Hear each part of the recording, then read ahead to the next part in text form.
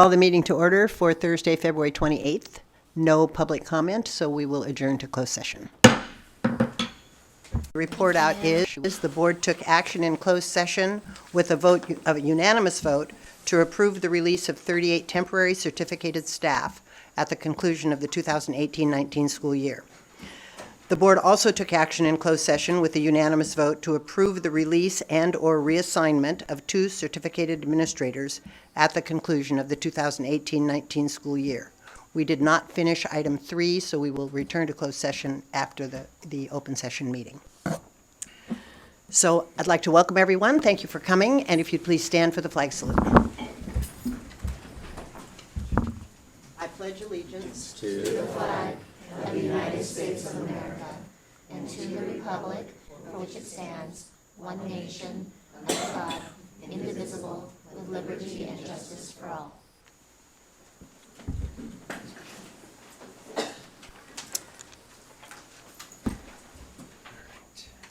Okay, first item is board agenda approval.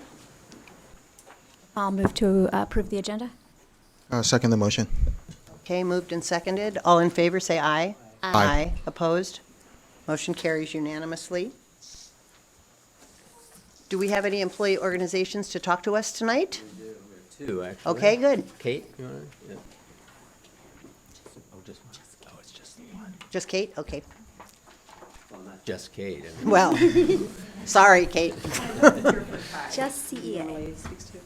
So my name is Kate Lee. I'm here representing our bargaining team and CEA, employee organization. I'm here to let you know that we have ratified our tentative agreements that we reached with the district from earlier this year. And it was voted on our members and almost unanimously voted in. So I also wanted to state how we continue to appreciate the collaborative nature of our interest-based bargaining with the district, and look forward to continuing later this year as we sunshine a new contract and begin our negotiations on that. So thank you very much. Thank you, Kate. Nobody else for? Okay, next we have public comment. Do we have any cards on public comment?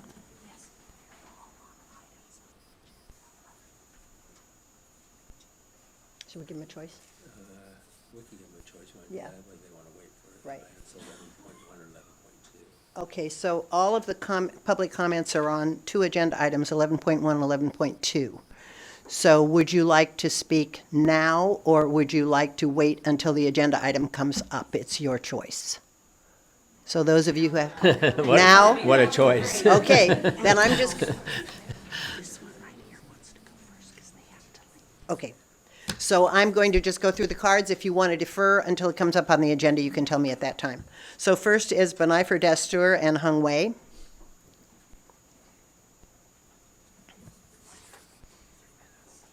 Oh, just a reminder, 3 minutes. When the buzzer goes off, please wind up your comments quickly. Thank you.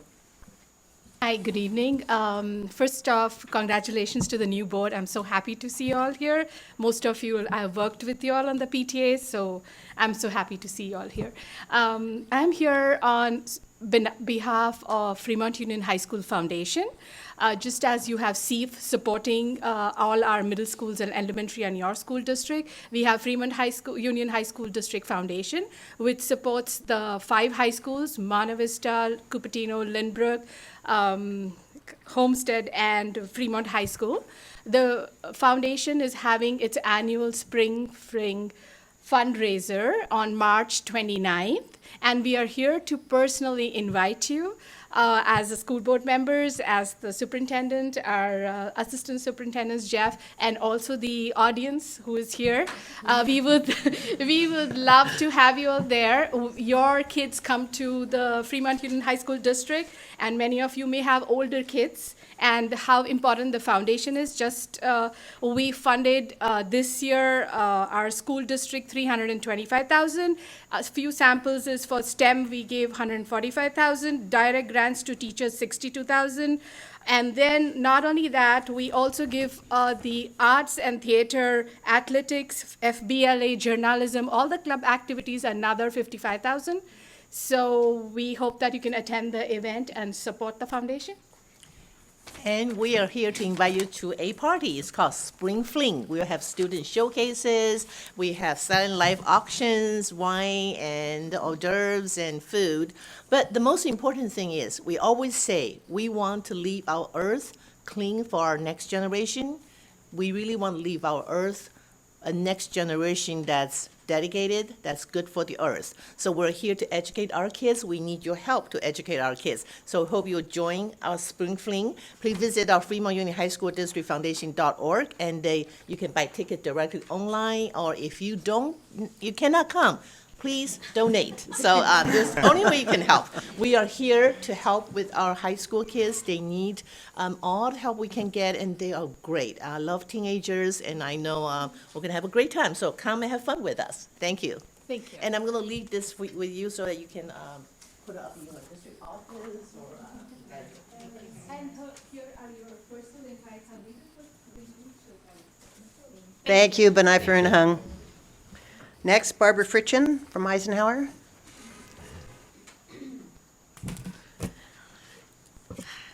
Good evening.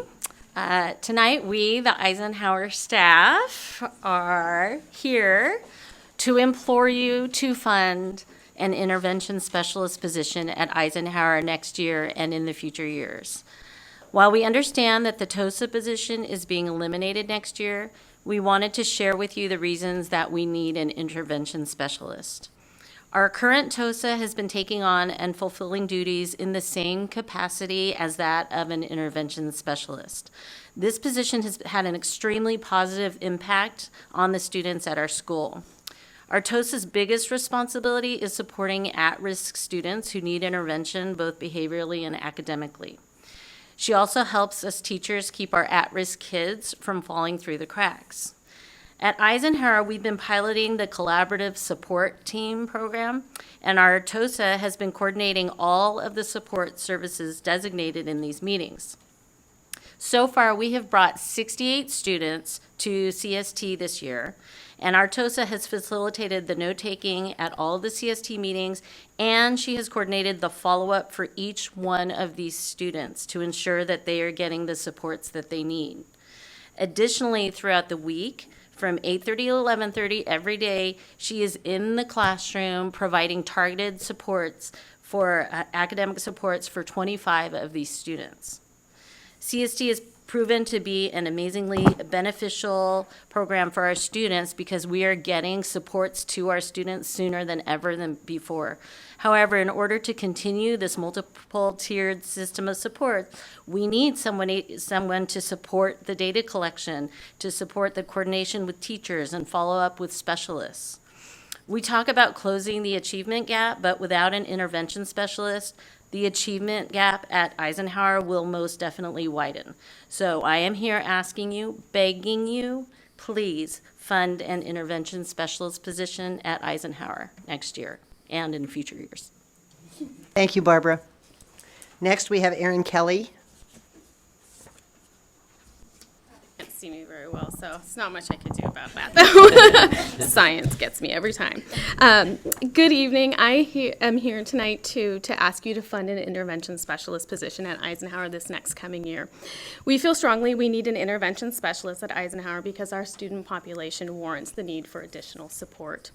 In comparison to other schools in the district with similar enrollment numbers, one school had 15 SSTs, while another school had 4 SSTs. This year at Eisenhower, we have 45 SSTs. And that's just at this point this year. There's more coming. And our TOSA has attended 40 of those 45 to this point in the year. Of the 2 other schools, one has approximately about 100 IEPs. The other has 75. Eisenhower, at this point in the year, has already had 150 IEPs, and we're just starting March tomorrow. And we obviously will have more. Our TOSA has also attended and will be attending 10 out of the 10 504 meetings that we have scheduled for our year. Our TOSA has coordinated our PBIS for us for the past 4 years, and we've seen our referrals on campus from 214 in the school year 2015 and 16 down to 141 in 2017 and 18. And this year, we're even tracking lower than that number, so a huge impact. The TOSA analyzes all of that PBIS data, from yellow cards to referrals, and determining what individual support each of those students will need, as well as our school-wide intervention, and what each student will need for their success. Without an intervention specialist, there's no way our principal would ever have enough hours in the day to meet the needs of our students, not to mention our at-risk students who have individual needs, and providing support for them in the way that our TOSA currently does that. Please allow Eisenhower to continue its upward trajectory of success by funding an intervention specialist, and I'm not above begging. We have that need. As Barb said, not just this next coming year, but in the future years as well. We're a different site than many of the other sites within the district. So thank you. Thank you. Next, we have Jennifer. I don't know if it's letter or leader. Leader.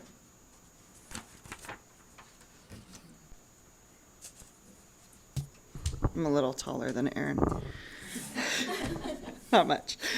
Good evening. I am here as well to plead with you to fund an intervention specialist position at Eisenhower in the coming school year and in years beyond. Our current TOSA coordinates and promotes a sense of community at Eisenhower. If we had an intervention specialist, he or she could provide the following services and activities. Twice a week, our current TOSA opens the wildly popular chill room at lunch for students who feel that they would be more successful away from the hectic playground.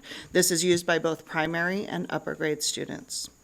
The TOSA coordinates school-wide bucket fillers every month, where the entire school creates a mural of pledges of kindness to build community. Our TOSA coordinates all of our Soul Shop assemblies. The TOSA facilitates monthly PBIS meetings and serves on leadership, FAC, and the technology teams.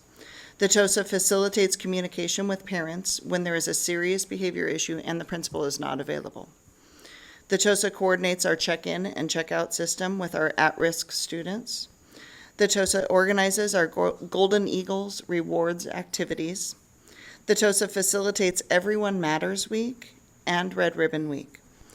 And the TOSA is a liaison for Eisenhower's Soul Shop, Recess 101, CSMA, and Project Cornerstone programs.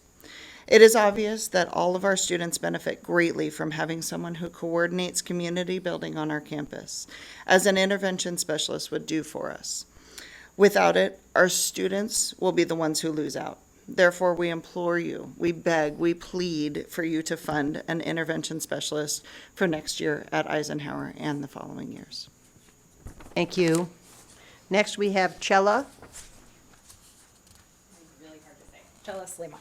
Slimak. Slimak. Okay, yeah. got it. Really, nobody says right. Good evening. I am here also to plead with you to fund an intervention specialist position at Eisenhower for next year and for the following years.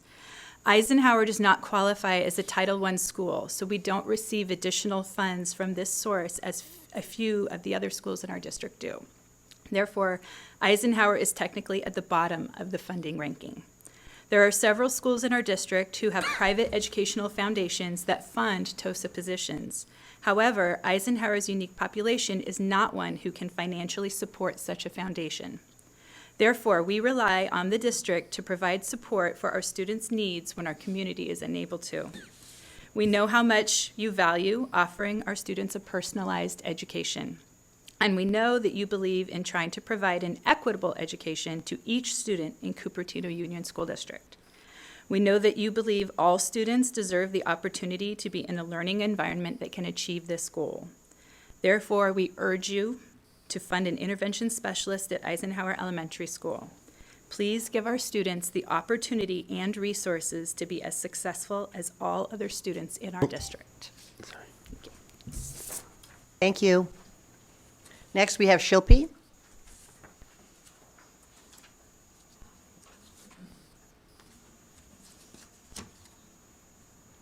Hi, good evening, everybody. I'm Shilpi Jain. I'm the office secretary.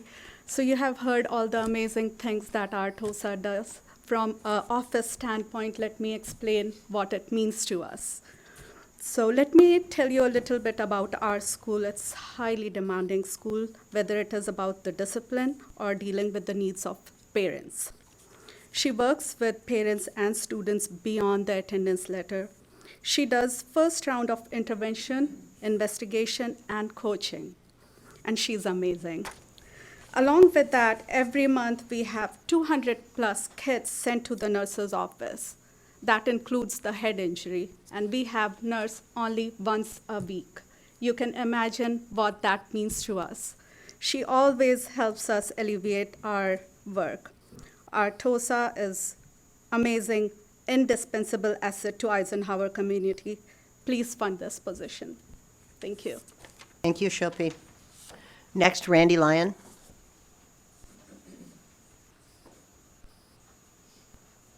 I'm getting a phone call. No, I wasn't sure that I was going to talk, and then they said, no, you should do this. All I'm going to do is give you a third grade team's impression of why we feel we need an intervention specialist. So pardon me, I'm going to read it as best I can, but this was a team effort. It's the whole third grade team. So we said the students and teachers at Eisenhower Elementary desperately need an intervention specialist. Without this essential position, the students at Eisenhower will suffer immensely. This intervention specialist position will support the following programs already utilized and in place at Eisenhower. We've talked about the CST process. We've talked about parent meetings, scheduling and coordinating, attending follow-up, documenting the IEP, the 504s, the SST. And again, according to our third grade calculations, we figured there were over 190 meetings already this year. And of course, we're not done. One-on-one work with at-risk students, either with behavior or support for students that don't have IEPs in place. For Soul Shop, we talked about the fact that our TOSA or an intervention specialist possibly could be one of the liaisons for some of our special programs. PBIS, gathering data, the yellow cards tracking what's successful, what's not in terms of our behavior programs. You've heard about the chill room, so important for some of the kids that just don't seem to fit with those playground games. Project Cornerstone, I don't think that's been mentioned. Again, building the skills for kids to deal with each other, solve their problems, just be good with each other. Recess 101, art and music schedules, all that. Without an intervention specialist, the third grade teams that feels that many or all of these effective programs will either be eliminated or definitely negatively affected. This will impact the students because they will have less support, guidance, choice, and opportunity for success. An intervention specialist is an essential piece to supporting our unique and diverse student population here at Eisenhower. And we sincerely hope you will consider an intervention specialist for our school in the future. Thank you, Randy. So we have one speaker on 11.2. Kevin, do you want to speak now, or do you want to wait till it comes up on the agenda? Okay. Thank you, Eisenhower folks, for coming. This is Kevin's card. That's the last one I've got.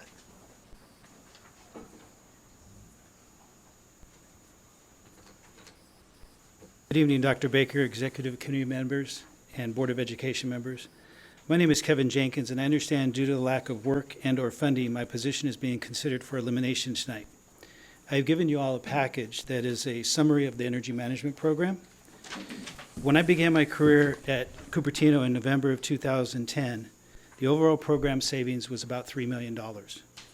Currently, the overall program savings through October 2018 is over $13 million, an increase of $10 million. The performance year for the district is October through September of each year. The last performance year prior to me starting with the district, the savings was $894,000. The latest performance savings year is $1.6 million, which is an increase of $729,000. Also, through Proposition 39 program, we are in the process of upgrading all exterior and some interior lighting to LED fixtures. This includes all middle school gyms, as well as complete upgrade of the district warehouse, which includes a cool roof, white backing R30 insulation, and LED lighting upgrade. A 10-year cash flow analysis shows the district will be receiving savings of over $4.1 million. Recycling compost program, which we began at the beginning of this year, through monitoring of our trash service at all of our sites, it was determined several sites had more trash service than was necessary. In January and February of this year, we decided to right-size the service, which will give us an annual savings of $60,000. Right now, except for our San Jose schools, we purchase our power through energy, purchase our energy through Silicon Valley Clean Energy, which has so far given us a $29,000 savings on our energy bills. Other tasks and things we've done over the years, last year we participated in Earth Day, first time in the district's history, because I thought it would be a good opportunity to market the district, and we actually had Eisenhower and Sedgwick students come and present. 4 times a year, we do a shutdown at all 25 schools. I go out and turn off items that are not controlled by the energy management system. We have 2 systems where I can control 25 schools, their HVAC units, and all of their exterior lighting. We have a database called EnergyHat Pro, which on a monthly basis I update with all of our utility invoices for every site. So it gives us a chance, it gives us a way to control and understand our cost. And on the reports that I've given you tonight, they generate the cost savings reports that you see.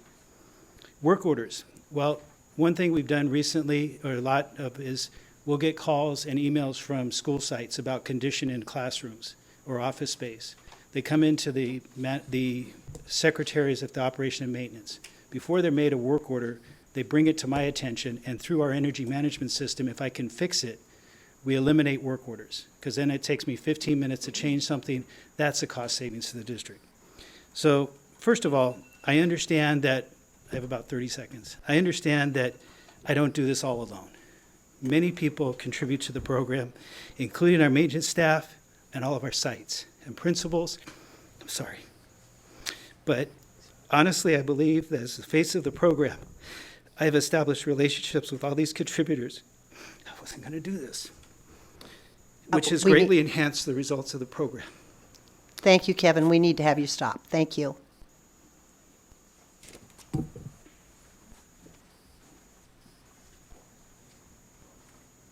Moving on to consent items.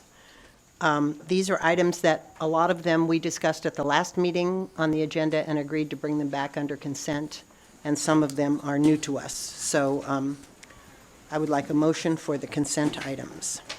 I move to approve items 9.1 through 9.6. Is there a second? I'll second it. All in favor? Aye. Opposed? Motion carries unanimously. On to discussion, 5th grade Human Growth and Development Task Force update. Allison, would that be you?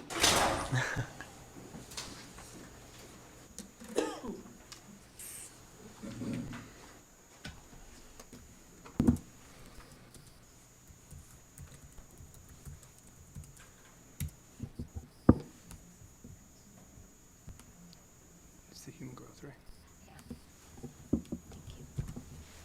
Okay, so we have been working hard to move forward with our process to select new materials for 5th grade. And tonight I wanted to give you an update on how that's going, highlight some of the concerns that we know we want to address, and give you a chance to ask for more information or ask any clarifying questions that you might need to know, or things that you hope that we'll consider in our next phase of work. We have our next task force meeting coming up next week, and then we'll be coming back to you in mid-March with a recommendation for piloting. So I'll tell you what we've been up to. So I just want to take a few minutes at the beginning to remind us of the timeline and what we set out to do. and then we'll get into the updates and get to your questions. So just starting with that calendar. In last spring, the board directed staff to begin the process this school year of selecting new instructional materials for human growth and development in grade 5. So after we had the 7th grade in place and adopted, we were setting to update the materials for 5th grade, which we haven't had in place for a few years now, but we had been teaching previously. So in the fall, we came and we talked about our process, and we said that we really wanted to prioritize community engagement throughout the process so that all stakeholders could have multiple avenues for finding out about what we're working on, expressing their thoughts and ideas and questions all along the way. So that's really what we've been doing. We've assembled the task force and we've been meeting, and we're kind of midway here, getting to that recommendation for piloting, and then we'll be testing out those materials in the classrooms this spring. So our goal that we expressed this fall was to identify more than one option for piloting in the classrooms this spring. And so that's what we're on track to finish with our recommendation, is bringing you the curriculum choices that we think would be the best fit for piloting this spring. So in the fall, we sent out communications. We had our board meeting. We've been trying to do lots of reach out all along the way to community with email blasts, as well as posting all of the meeting materials online. And each time we post the meeting materials and agenda, we have a little feedback form where people can review that and then send us comments. So that's been a great process. We got a lot of comments in the early phase, and not so much lately, but now we're doing our in-person curriculum viewing session. So we had 4 of those recently. We finished those up today. We had some during the day, some during the evening hours for any community member to come and look through the materials and hear what the task force has been up to, and then we have another feedback form that we're collecting reflections on. We also have we have lots of staff members on our team, but we have a optional staff viewing session next week as well. We know also that these informational sessions have been an opportunity, but once we determine what we'll be piloting in the classrooms, we will hold detailed parent information sessions that explain exactly what the children would be learning. And that's legally required, and in our hearts, of course, we'd want to do that to be sure we're partnering and everybody had all of the information.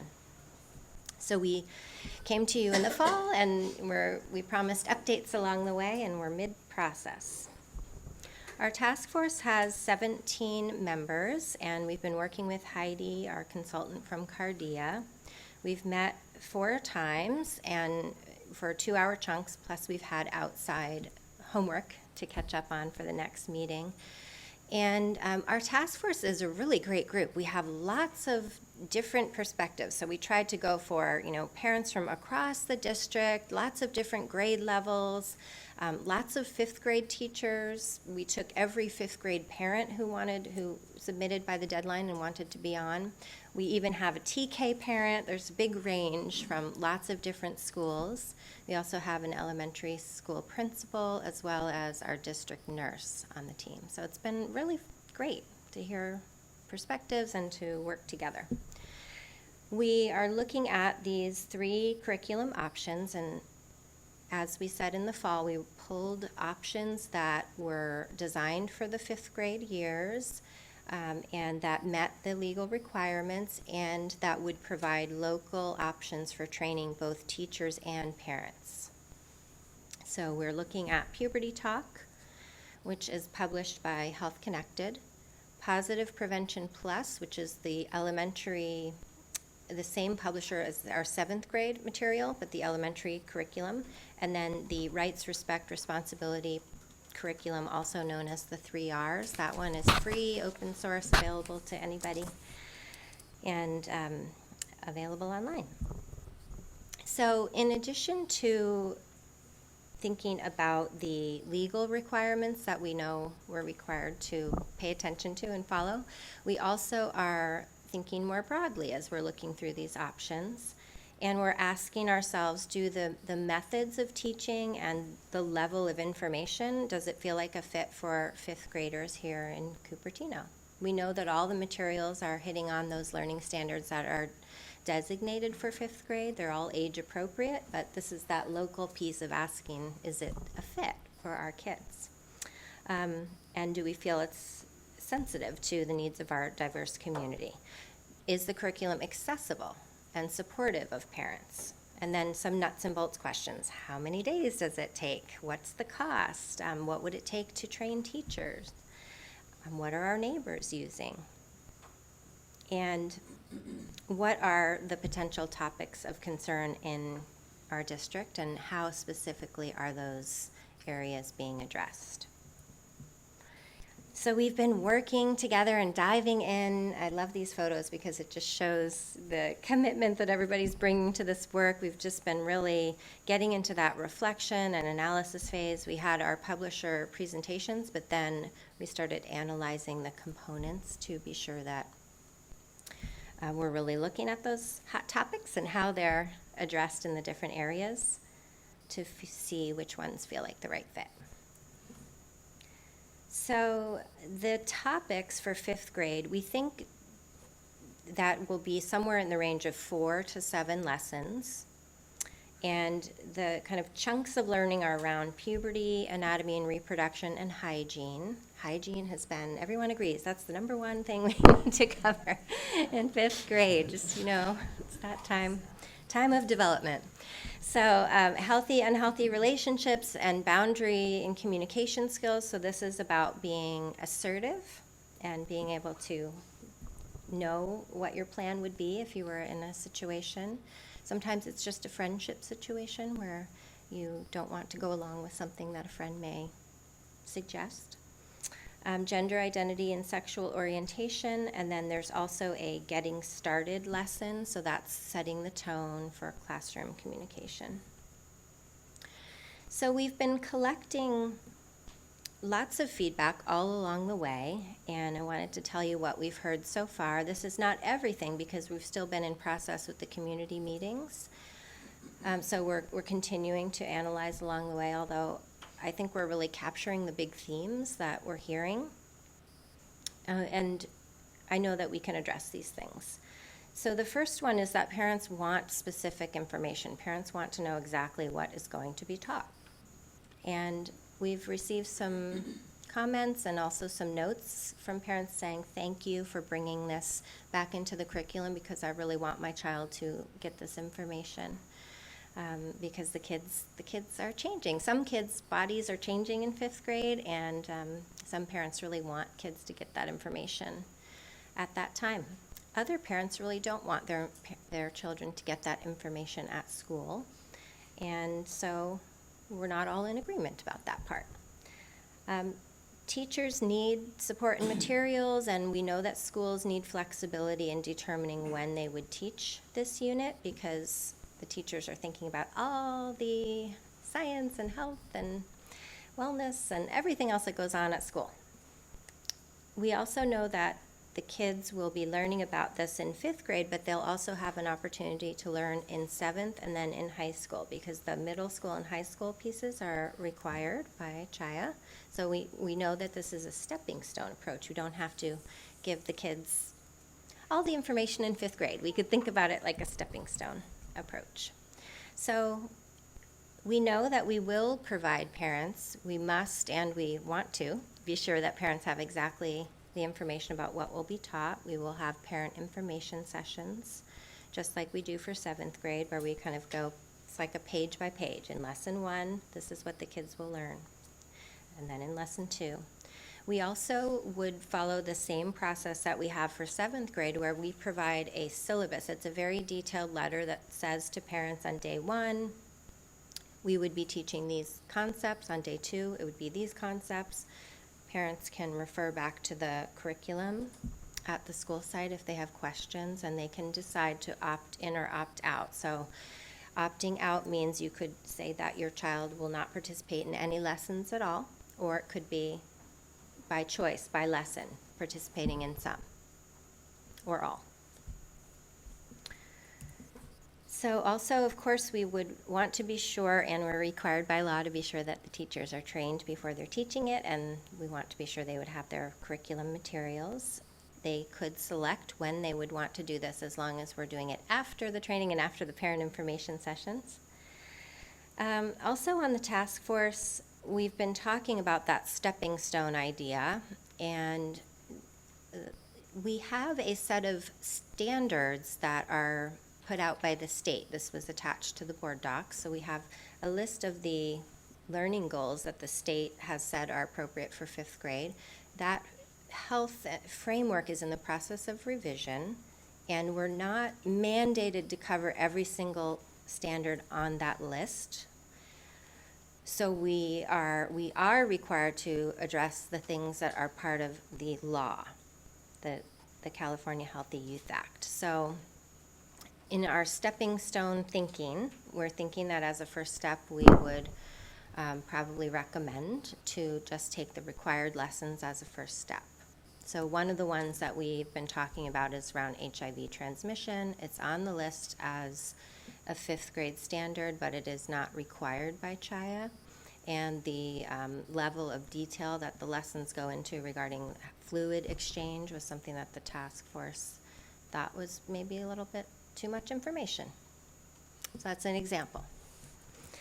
Okay, so we are in the process, we just finished our community viewing sessions today. Next week it will be staff. The task force will reconvene to consider all of the different feedback and our analysis of the lessons. We've been digging in by topic and taking a look at how the material's presented across the different options.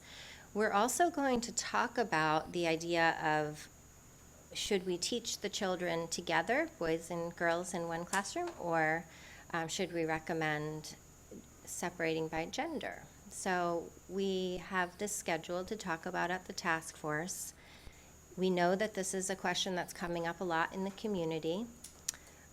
We also know that we can't find any local examples of people separating the kids, and we're not doing that in 7th grade. So it's going to be an interesting discussion at the task force, and we're planning to share our thoughts based on what best practices are in the field, what we're hearing from community, and we'll see how that part goes. I'll be bringing that back next time. So we're coming into the recommendation for pilot, and then once we determine what we'll be piloting, we'll need to decide. Some schools would be piloting one, and some schools would be piloting another, potentially, if we're on track to bring you two. And we would start the parent information sessions and training sessions pretty immediately after that next board meeting.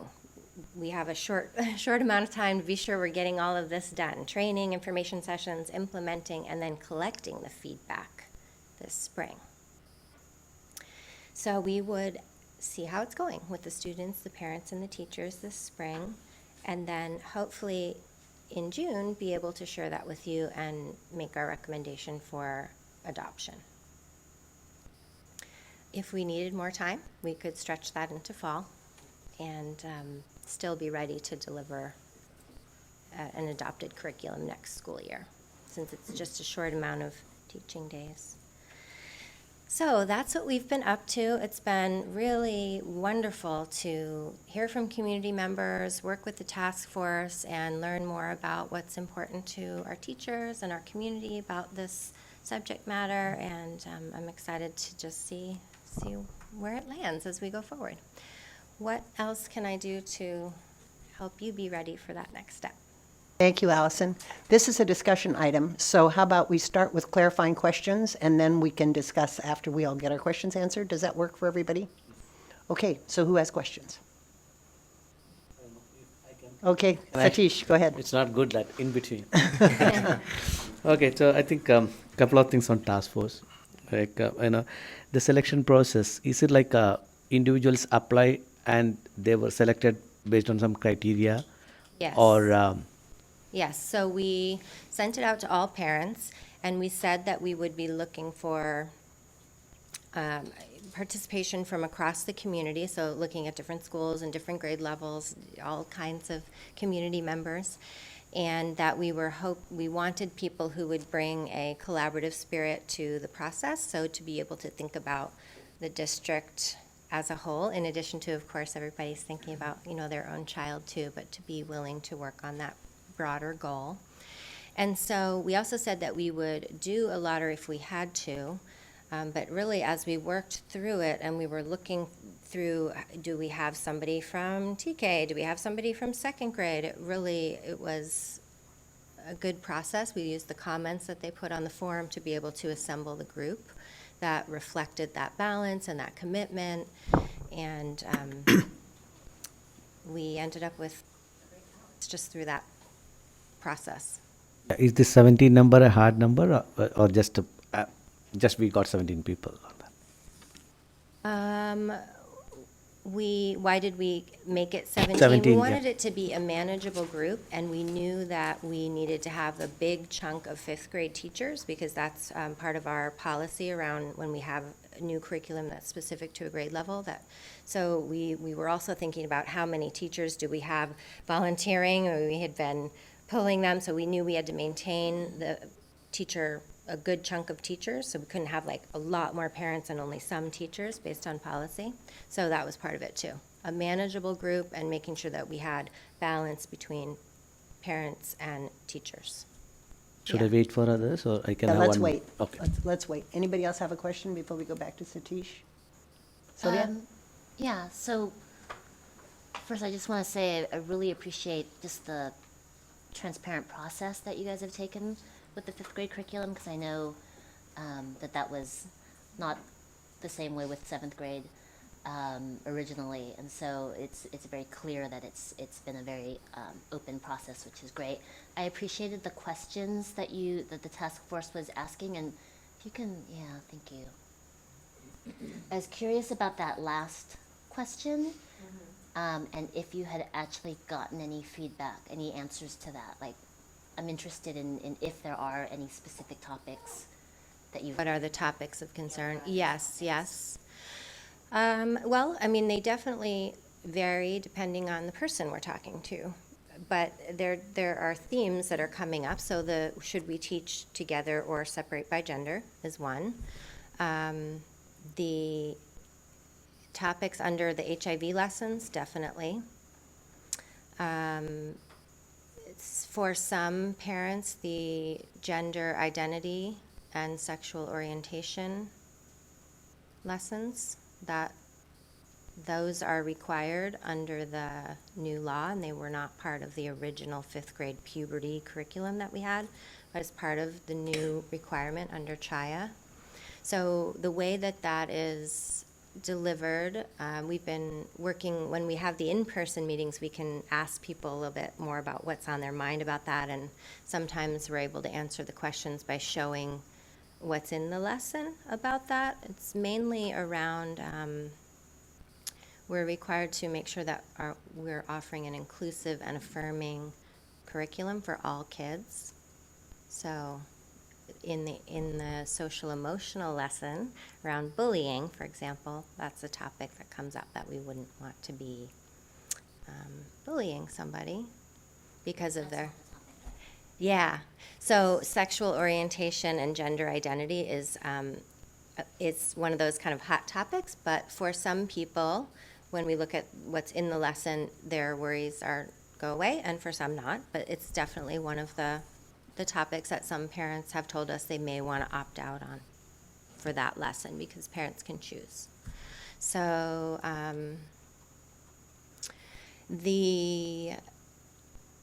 all of the programs include line drawings of body parts, and for some people, that's an area of concern. There's other things too. I think it depends on who we're talking to, but we're trying to be considering those different areas. So what are the materials that the kids are seeing?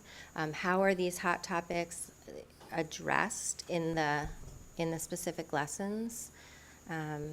And looking at what our neighbors are doing too for the different curriculum options. Mm-hmm.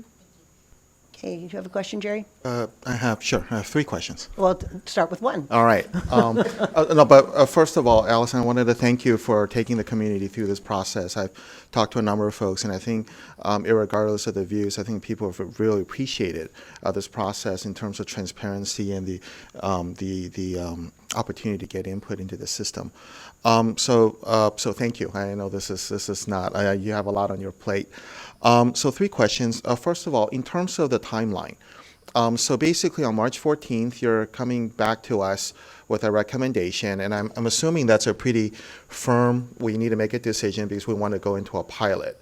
And then basically then what happens after the pilot is then you have on there June 13th, but as you mentioned, potentially if issues came up or whatever, we could make that decision later. I just want to confirm that's the case. We have a sort of a more firmer deadline, and then the June one is Definitely, right. So the initial phase is just which options will we bring into the piloting phase, but then we can see how that goes. We may be ready in June, maybe not. And typically, it's been my experience that the teachers usually like to teach this towards the end of the school year as the kids are maturing. So I think we would have a window of time to keep going with the conversations, and we wouldn't feel rushed necessarily in the fall if we needed to. okay. That makes sense. If I could ask my other 2 real quick, or should I? Let's go around Sure. and we'll come back to you. Right. Lori? So I just want to clarify, confirm that we're still talking about partial opt-out for this, right? For no matter which curricula we pilot and no matter which curricula we ultimately may or may not choose to adopt, we're always talking about partial opt-out being available? Lesson That by lesson? actually is legally required, that we offer parents full or some, yes. Okay, so I know the full opt-out is legally Yes, required, but now and some. partial is as Mhm, well? yes. Okay. Okay, I just have one. When you talked about opt-out, you talked about opt-in or opt-out. There is no opt-in, right? There's Right, we're only an actually- opt-out. We're not allowed to require opt-in, yes. So we need to give the parents the information and then explain what would be taught day by day, and then parents actually would write a letter to the principal. We actually are not allowed to even have a form, or it has to be a letter to the principal explaining what they want their child to participate in or not. But yes, it's opt-in for all unless a parent Opt-out. opt-out. Thank you for Okay, clarifying. great, Yes. thank you. Mhm. So I want to go back around again. Did you have another question? No? Okay, Satish, you did, Yes, I know. I have one second question. So, one is this outcome of this task force, right? So, is it like kind of an yes or no, or it kind of a fine-tuned approach? Like you have a bunch of things which you start decide, or we are, as per the CHAIA requirement, you have to have certain things, and you fine-tune that, you add, delete, modify, or it's yes or no kind of. Do you mean the curriculum itself, or? Yeah, curriculum, or what would be the, like 14th when you are presenting it? Is it going to be something like, this is what we are going to do it? Or what are the options they have for the task force in general, or the outcome of the task force? They know that we hope that they will recommend 2 options or more, but probably 2 to try. And yes, we have, ideally, we don't imagine ourselves being just totally creating our own, because we want to use the expertise of the published programs and as a basis. So we have told them we're trying to, in the end, get to a core program, but we could make some adjustments if we felt that there were minor shifts that we needed to make it feel like a better fit. So, for example, there are some drawings in some of the options that are not part of the required content, and we could, agree not to use those, or to teach a subset of the lessons in this first piloting phase, the ones that are required, and go from there. So we do have some flexibility, especially knowing that sometimes districts want to supplement. They adopt a core, and then they say, we also would like to pull in, we could choose to pull in something from the 3 Rs, the free curriculum, saying we really like the way this lesson is. So it could be, we adopt this and this. We tell the parents exactly what those lessons are, and that could work. So a core with flexibility is part of the options, and that is true for other curricular areas too, when we're looking at materials. We want to have a core, but there can be flexibility. Jerry? Well, I think one of my questions is close to Satisha, so maybe I'll just add to. So what's coming back on the 14th then essentially is going to be a recommendation, thumbs up, thumbs down, as opposed to, you can imagine another form where your choice is A, B, and C. Please choose one. So it looks like it's likely going to be more the former.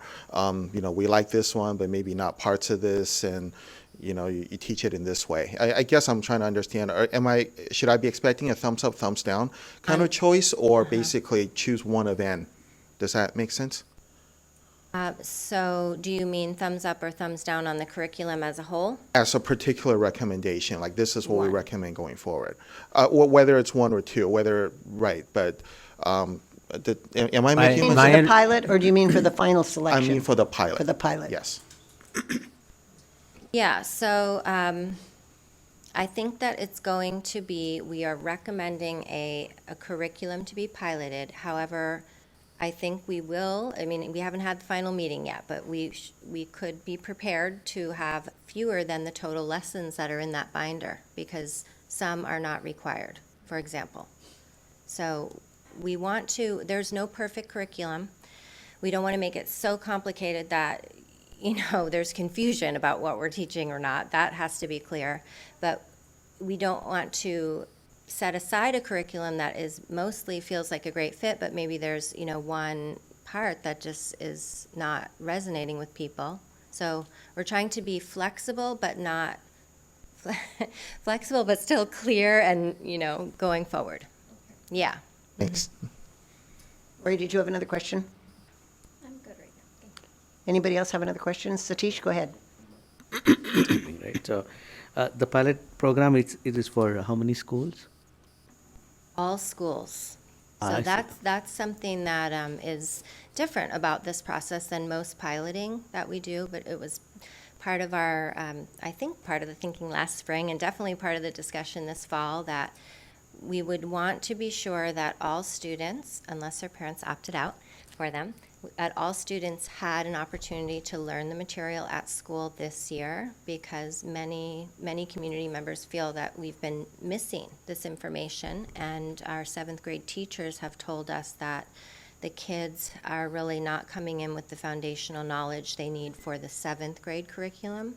So we're addressing that by doing some teaching of material that's part of the 7th grade appendix on puberty and anatomy, but it's really the younger student learning goals, the puberty, anatomy, those pieces. So we are planning to pilot in all classrooms and provide the opt-out in all classrooms this spring, and collect the information from students, teachers, and parents about what they thought about that, and see where that goes.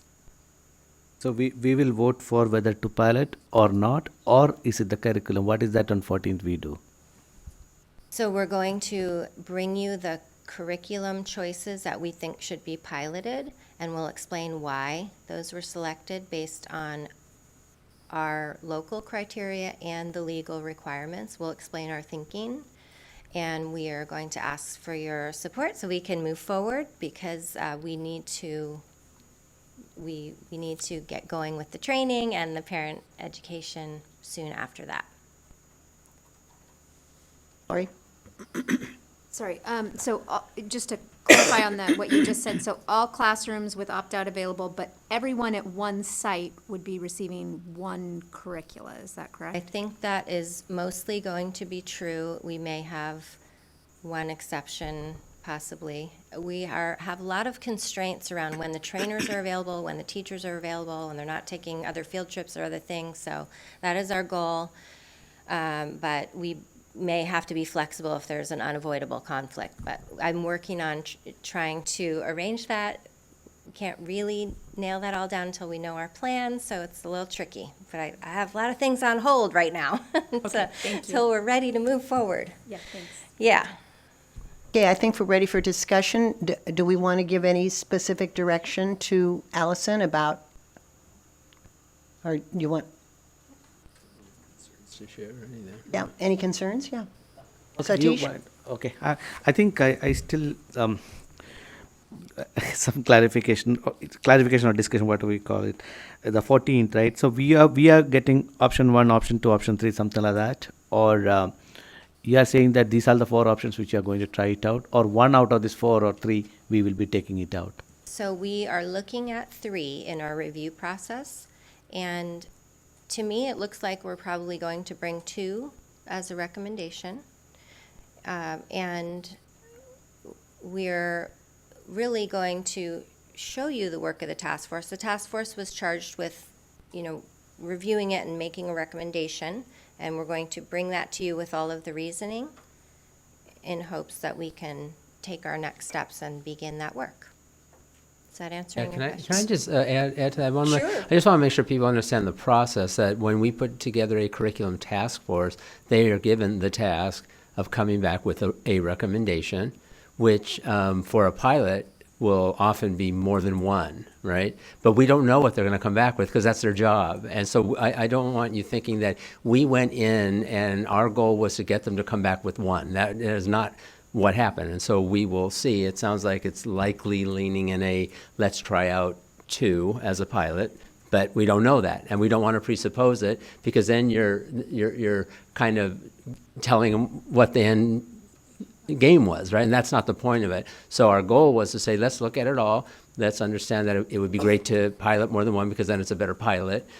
So let's see where we get, and we want to honor the work of that task force in what they bring forth to you so that you know that that was genuinely from them, not something that we somehow decided and then used them as a way to get there, right? So that's a really important distinction. That therefore we can't tell you exactly what they're going to bring forth because we don't know. Yeah. Any other discussion, comments? Satish, did you have something else before we go to Lori? No, just to make it. So if you have, let's say, hypothetically 2 recommendations and both will be piloted, not that we pick 1 out of that 2, right? Eventually, we will pick 1. No, but during the pilot, For the it pilot. could be both. We could do. Okay. Right, yeah, so that's, our standard process for piloting. Like, right now, we've been doing that with reading, and we have the 2 options, because sometimes something looks great on paper, and we think it will be good, but then when we use it with the kids, we realize it's not so good. So it's good to have more than 1 option, so that we can really fulfill the vetting. Thank you. Lori? So since this is my chance to talk with the 5 of us together, so one of my concerns, just based on how much I've heard about it in the last few years, is that we did have a gap for a few years in presenting this curricula. And we know that this year's 7th graders will get the catch-up portion before they take the 7th grade curricula.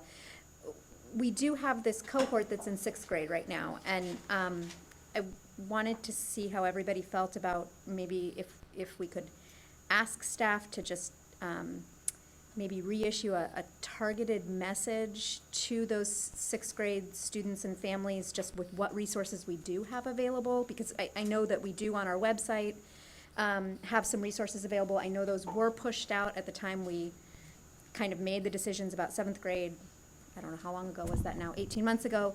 But I'm wondering if how people would feel about maybe revisiting that just with that 6th grade cohort as a kind of preemptive, your students will be getting this next year. If you're getting questions at home, here are some resources we can recommend. When would you see us doing that, timeline-wise? With this current 6th grade cohort, so sometime between now and the end of the year? No, 6th grade. So the current Oh, with 6th graders who them, did but for not this year. get, yeah, so our 6th graders who did not get a 5th grade curriculum and who won't get a 7th grade curriculum until next year, if maybe we just could republish, targeted directly at them, what resources we do have available. We have that list that's compiled of reading and local community resources and things like that. Last year. Right, I'm just saying. Same thing. Yeah, Yeah, okay. same thing. Got it. Yeah. But targeted directly at those families Got rather it. than just a general blast. Oh, we did, okay. Okay. Any other concerns? Well, do we want to finish Lori's point first, or is this something that requires board action? Is this just something, sort of a tip for staff? Sounds like it's something we do anyway. Right, so we're good, or? So did you want more board input on No, that? I think as long as we are saying we're not gonna go, I know we pushed it last year, but I think I'm hearing from families who are still feeling like they don't have something for their students now. So I guess I'd feel more comfortable if we pushed it one more time. So are we good with that? Can we do that? Yeah, if we could conceptually say that, yes, we will do either exactly that or something like it. We understand the intent, but I think I want to make sure we think through Sure. all the angles but if the intent for all of us, which I think it is that we would provide something like that, resources. then we'll come back and say, here's how we're going to do that and firm that up. If that's, yeah. I would be fine with that. So Gary? just to share some, so I attended one of these sessions earlier today. Just want to share some thoughts. First of all, again, thank you, Allison, for it. It was very well set up. I can imagine the amount of work it took to get all the material together. I think the setup was good. Time was good. There was a lot of opportunities for parents to, or whoever, community members who were there to chat. The one thing I guess I did want to highlight was I felt that was that Heidi? So she's there, I guess, as a subject matter expert, also and I can understand certainly as subject matter experts, you're going to have beliefs on things. I think it was pretty clear what her inclinations were on some of these issues, and I think I just, and certainly you can't get something that's completely neutral, but I just, I guess I like to see if the information could be provided to the community members that are there, as opposed to asserting, for instance, this is a best practice, or there's a case I think with citing statistics that I don't think relevant to our community. So if we could just kind of watch that a bit to kind of make sure things are neutral, as opposed, because I think her preferences are very clear, I think, to the folks that are there. So just want to share that. Thank you. Thanks. Can I ask a question? Because that's an important point. I mean, usually subject matter experts are going to do that. Sure. Right? They're going to opine. But is the purpose to be a facilitator, in which case we would want some objectivity and a little more, neutral, if you will. So I guess I would just question the purpose, and maybe we need somebody who's a facilitator. But when an expert speaks, they're there to say, here is the best practice. This is what the industry standard is. Here's what best practice is. So I think we just have to be clear on what we're asking for in the people that are there and presenting. Sure. Yeah. Okay. Yes, so in this case, we were working it together, but mainly I was facilitating. But I thought maybe it would be helpful if she was there, because we have questions about the law or what other districts are doing or what the research says, and she knows a lot about that. But I hear you, I appreciate the comment, and we'll definitely keep that in mind. Yeah. Anything else? We're on course to hear in the next meeting about the pilots? Sylvia, something? Yeah, I just had one point, because I also went to one of the viewing sessions and appreciated the chance to see the 3 different curriculums. I'm glad to hear that there is the option of maybe adjusting or adapting some of the individual lessons within some of them, especially like the explicit line drawings, which I think I got a little bit of feedback that they were somewhat more explicit than community was prepared for 5th grade. I have heard that too. Thank you. Yes.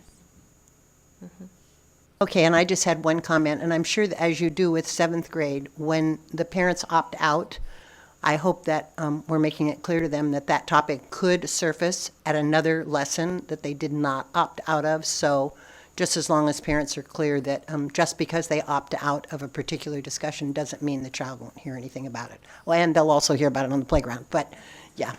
Yes, a very important point. I know there's a section of our district letter that says that, and I plan on keeping that. Very keeping good. that in. All right. Yes. Well, thank you very much, Allison. Did you have something? Oh. Yeah, I want to ask a clarifying question of what you just said in terms of if it comes to the point where you're talking about the difference between a facilitator and a subject matter expert, and we make the decision we need a facilitator for community meetings, I would really appreciate to still have the subject matter expert available to us, because I had a lot of questions, and that was clearly Definitely. Allison and Heidi were.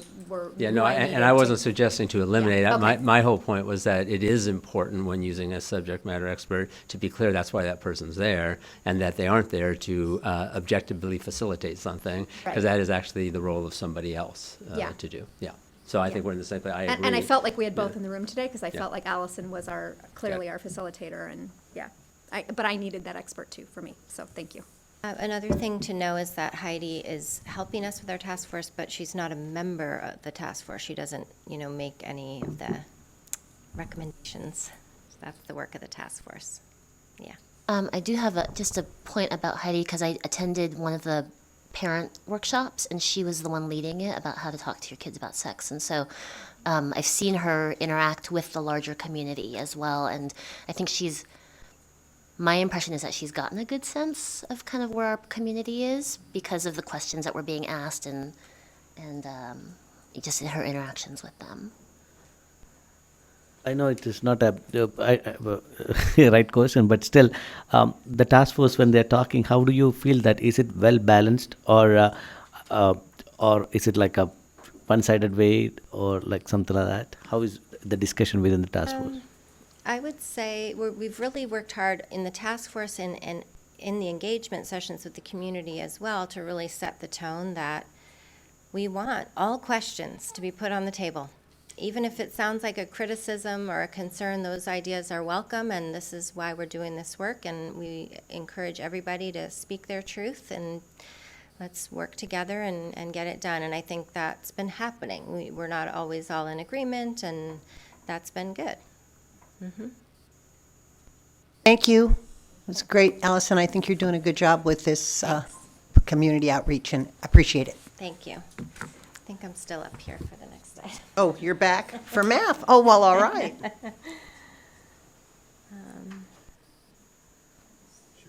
Yeah, here we are.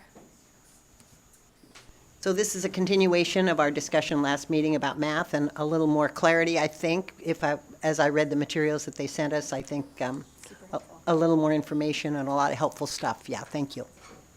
Yes, thank you. So we're excited to be back with this topic to pick up where we left off. And also, our big charge today is to really focus our attention on where we're headed with our policy, because we know that any kind of work like this, there are iterations, and it's a process that's moving along. So things like, how will that look in terms of teaching methods, or what will the professional development look like? All of those pieces will continue to evolve and grow. And so we won't be really honing in on that tonight, but we know that we're going to keep going with conversations about that as the work grows. What we're hoping to work towards tonight is more clarity on where we're headed in terms of policy, because our policy it's kind of like our lighthouse for the work ahead. It's guiding us. It's our aspirational statement of where we want to go, what we hope for our students and our system in support of our students. So we're going to go through a little bit of review information, and then we're going to dive into that policy piece. And we'll be asking you, is this what we're trying to reflect in the policy? As we go along, we'll name some themes, and then we'll say, where are there places in our policy where we really see this? Where do we need to strengthen our policy? What's missing? Which parts are unclear? Because that policy piece will really help us clarify for our whole system where we're trying to go on behalf of our students.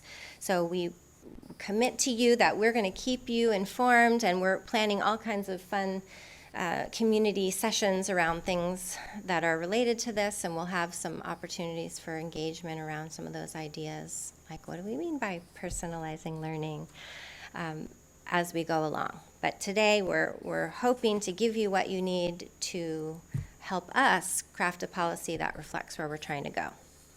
So we want to help you understand the elements and the reasoning of the shifts, and to help you see how those things align with what we're trying to put in policy language, and also we want to know what else you need, what your questions are to help us keep going down that path. So we set out with these purposes. We always want to go back to this because we know that it's not just about math courses, right? This is about our kids and how they feel about themselves as learners and where they're trying to go now and into the future. And so we're always trying to keep an eye on these bigger pieces and to keep in mind the challenges that have come up as we've been working with our community. And we're going to kind of recapture all of that in some themes as we go along. We know that we've had a lot of input around the things that we talked about last time.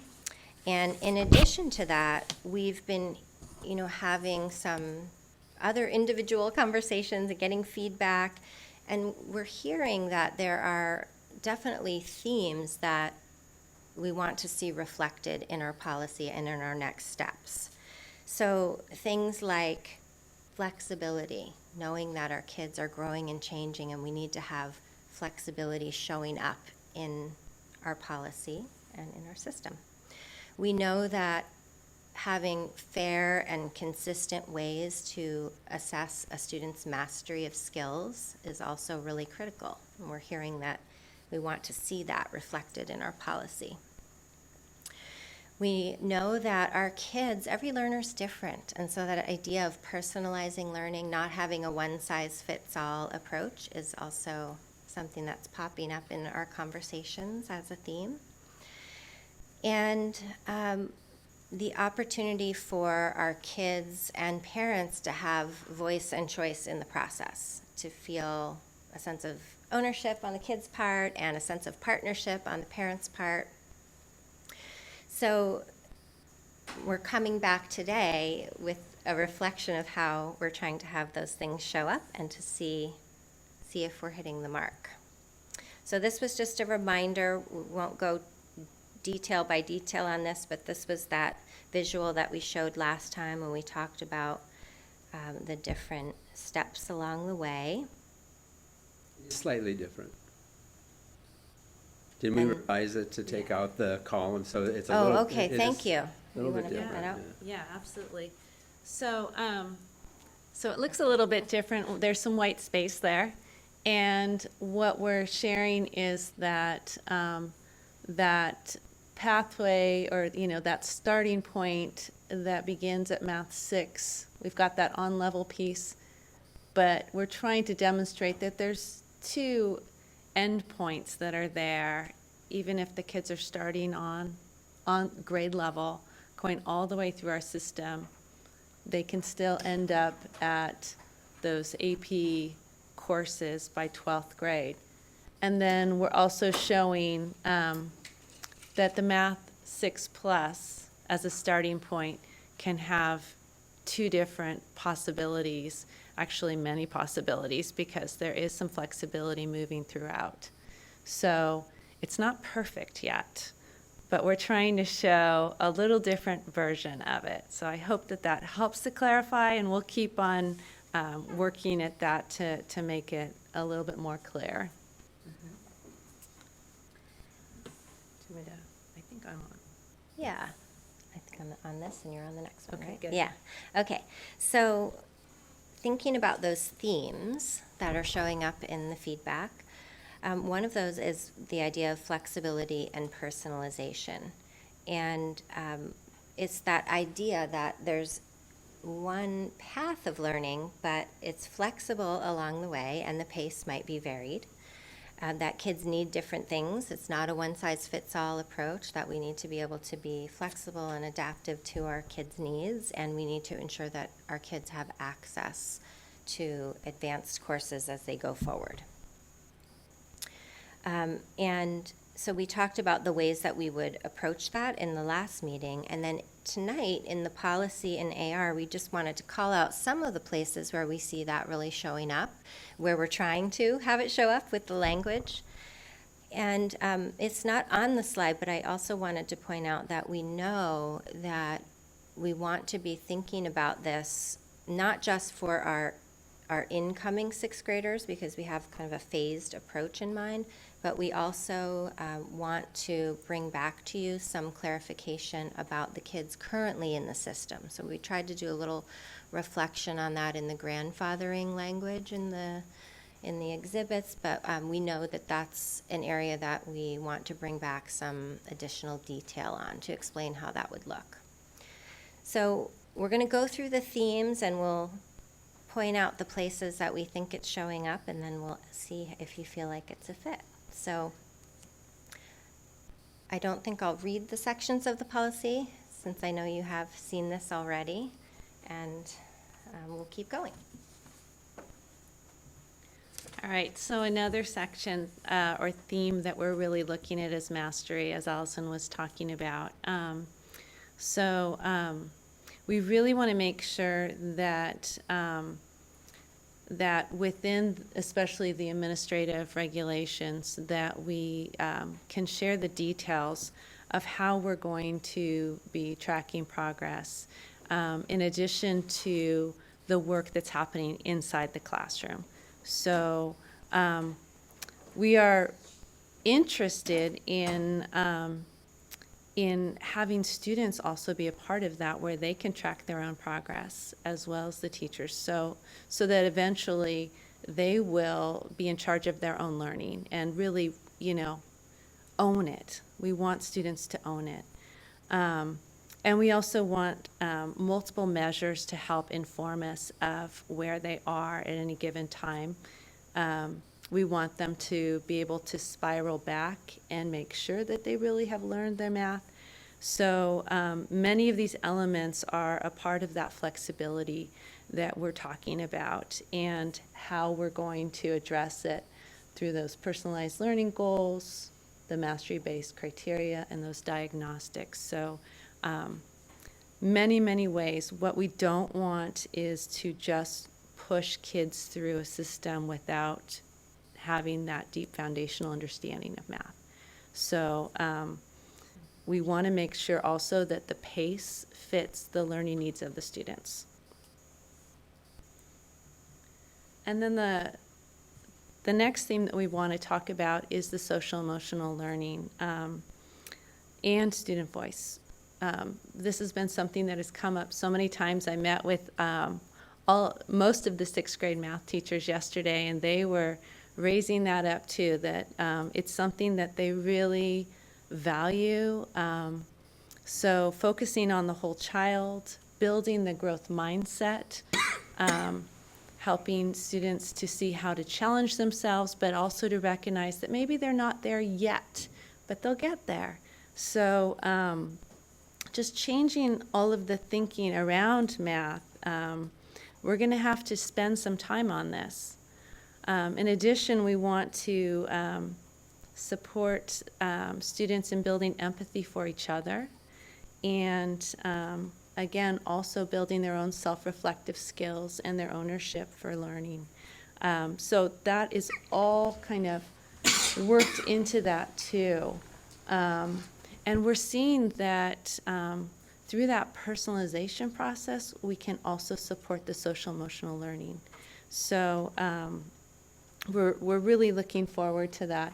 So we've got elements from the board policy that address that, and then also from the administrative regs. So these are the big themes that we try to kind of lift out and show you where it's represented.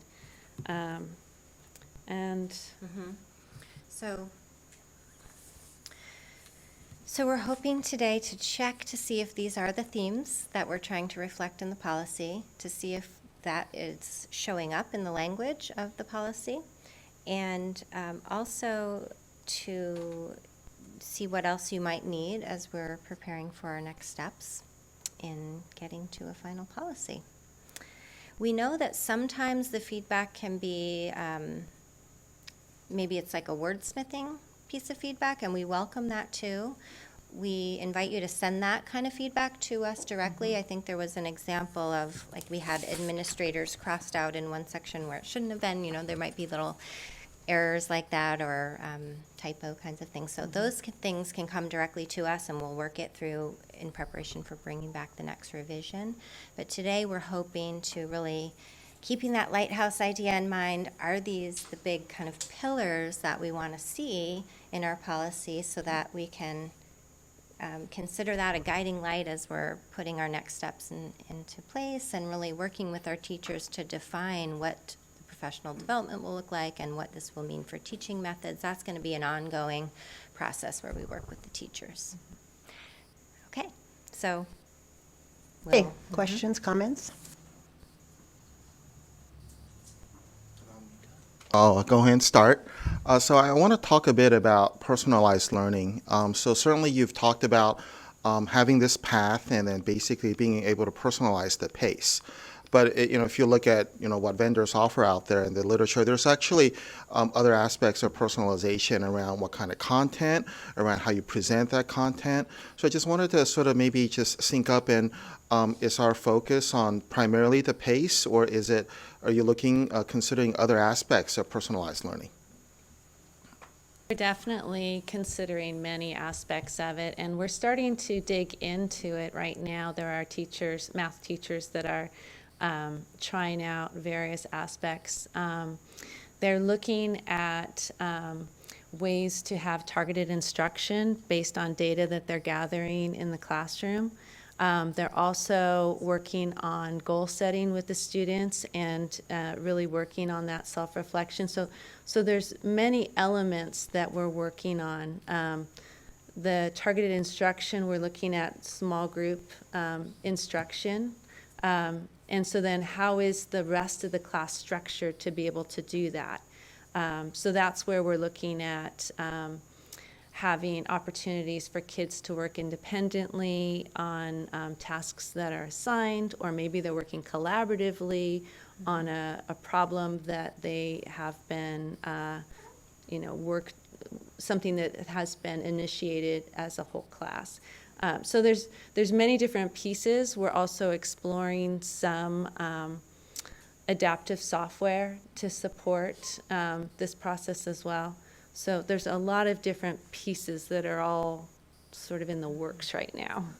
Yeah. Can I just add a little something to it? So, the terminology of personalized learning is tough because, and people much greater than I have said that it really should be personalizing learning and not personalized, because personalized is something that happens to you, and then it sounds like you're getting a curriculum or it's a program, or it's not, right? This is a way of thinking about making it personal to children, allowing them to have a pace that makes sense for them. It implies mastery, that you're moving along at a pace that once you show that you are competent, you are moving on to another level, but it isn't a program.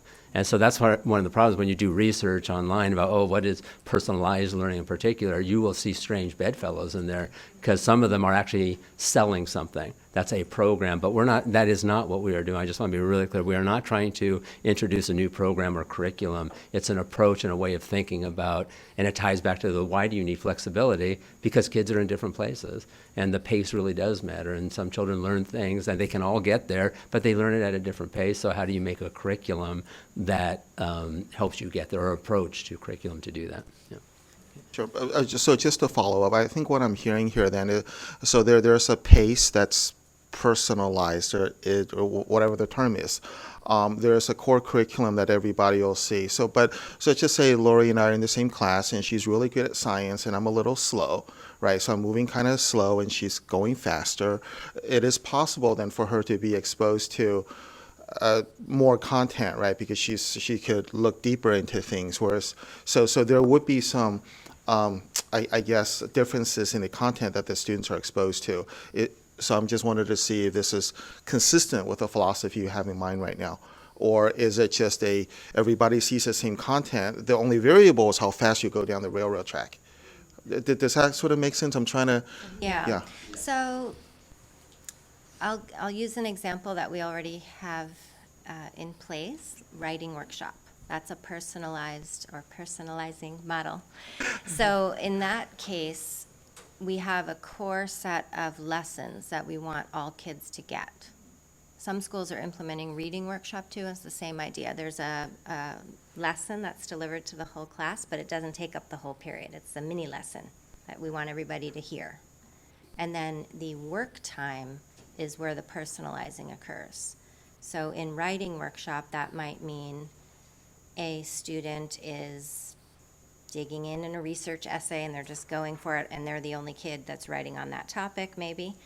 It might mean some kids are working with the teacher because they need help with conventions in writing and only those kids need that, so the other kids might not be getting it. So it's more of that kind of idea that we know what we want from an equity lens every kid to be exposed to, but then the kids' needs are kind of all over the place at any given moment, so we want to be able to meet those needs too. Does that help? Yes, it does. Yeah. Thank you. Can I? Satish? Yeah, I think the last bullet. I thought that this is only while now the initial discussion or decision when you are coming up. Once this is implemented, or this one, is there a parent or a student can voice on their choice, or what my understanding is there will be a placement test and based on that it goes right forward. So we want to be sure that the kids are in the best match course for them. So that involves looking at the criteria and the assessments to be sure we know which standards they've mastered. But one piece that we really heard a lot about in the feedback was that, parents want to feel partners in the process, and they want it to be more proactive. They want to know how the kids are doing along the way, progress updates, and to be able to say what they think their child needs. And sometimes that involves long-term goals, about strengths they've noticed in their child and where they hope they can help their child get, in high school or beyond. So really, we're still working out how that might look, but we know that we want to have early in the process, not in an appeal after the fact moment, but early on, let's build that partnership and have ongoing communication so that we know what's on parents' minds. We help kids take ownership for their learning. It doesn't mean that we just thought, everybody should just choose the course that they wanted to go in, but that we would work in partnership to try to find the best match and to be sure that when there's a mismatch, sometimes, we're not really seeing the same things, and that's an important conversation too, right? Like maybe in one at home or at school, the level of competency might be different. So that's really important too, to just sync up before that moment of course placement comes. If I need to add to that, if I can, do you mind? No, you can. You should. So thank you. That's kind of you. Thank you. I do think to some degree, the question you're asking moves us out of policy a little bit, and we're starting to get into how we go about it, and all of a sudden it's less about what are the policy elements we want in there. To some degree, yes, we want voice and choice so that we are partnering. That's an important thing, and I think that's something that everybody has said we want to do. The question of choice is in some ways a little bit different from a policy perspective. And it gets down to what degree as a policy does the board believe in choice, whether it's alternative schools, for example, that we wanted to provide some choice. We said we're not going to have everybody go to the same school necessarily. We believe in that. So from a policy perspective, you would want to weigh in on what are your thoughts about any kind of choice that parents you feel should have, or children, the students themselves, in selecting the kind of pathway they are in. Now, that does not mean, to Allison's point, that we would say, oh, sure, pick any old course and take it, even though they have not shown mastery. They as educators, we say that is not a good place for them. Let's talk about that. But it's up to us to figure out, well, what would choice look like if that's something you believe is important to do? We would come back with something to share with you. So what we're really looking for today are what are the elements of a policy that give us guidance that might be, we're not going to get there for 5 years, but what we believe in is the following things. We believe ultimately there is one long pathway for everybody to go down. Some of them will get there quicker than others. We want that reflected in a policy because that guides the kind of pathway, or whatever we're going to call it, that guides us, right? So I just want to be clear, your role in here is to help us craft a policy that feels like it grabs the imagination. It's philosophical and lofty in a sense that says this is what we believe and what we want our children to get when it comes to a math pathway, essentially, right? So I just want to make that clarification. Yeah, I heard you, but I think I still have a concern on the word choice there. Okay. So, because I don't know whether really truly, how probably I interpret may not be the way which Jerry may be interpreting in that case. Voice, I agree, but choice, because this can misguide my view. So choice is like very, like you have a variety of stuff now, okay, 6 plus or 7 plus, whatever you are picking up. So when we creating this policy, probably we are giving a misrepresentation of that word choice there. That is, oh, you said there is a choice and I'm not able to choose. Or always the parent, or two types of parents, they prefer either my kid to be a master or they think the kid is a master, but not truly, in the other way too. So that probably, coming back to the flexibility, it become a little bit of a contradictory when you say that we are personalizing and flexibility, we are emphasizing a lot, but there is an option of choice also. I think, or probably I did not understand very well, the choice word is really, I think, misrepresent. I think it can misinterpret.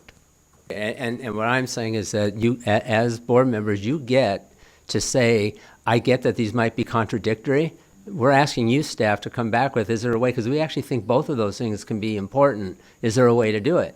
Because what I would say is there are ways to combine, if you had coursework that had teachers, I'll make something up. Teachers are going to keep, there's a group, you can choose to be in a class where a teacher keeps you for 3 years and gets you as far as you can possibly go on that, but you have to show mastery.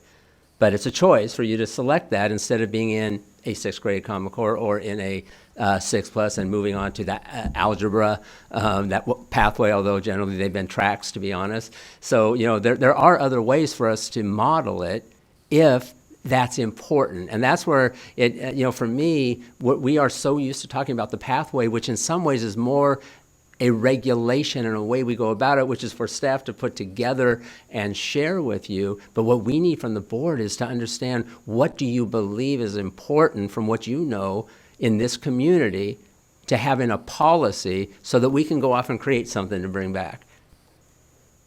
So I don't disagree with you that they can seem contradictory, but your job is to push us a little, and you can say, I want it all. I'm saying yes, I think, or you say, no, choice is not as important to me as I just want to go nothing but mastery. You show you can do this, then that's what you do, and that's where you are. And people getting to select a particular pathway or anything like that is not important, and that's okay. We just need to know where you are with it. So is there truly a choice once the train starts? Good question. Yes. Yeah, and this could be a conversation this way. I don't think there's a choice next year, but I think, like Craig said, there could be choices down the road. Choice is really important to me. I think parents should have some say in where their children are placed. But I don't think that a child who qualifies under our criteria to go into the regular 6th grade, and the parent says, no, this kid's really bright, I want him in geometry. Well, no, I don't believe in that. But I do think that there should, the kind of choice that he's talking about, where like a self-paced plan or something like that down the road, but I don't think we're ready to do it next year. But I do think it needs to be in the policy, because I think choice is important.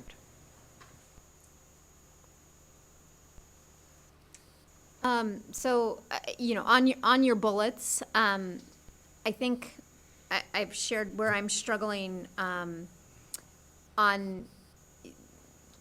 the big picture on the board policy is we're crafting a board policy that serves where we want to go and where we want to be, but we're also crafting a board policy that allows us to also continue to serve the kids who are already in our system.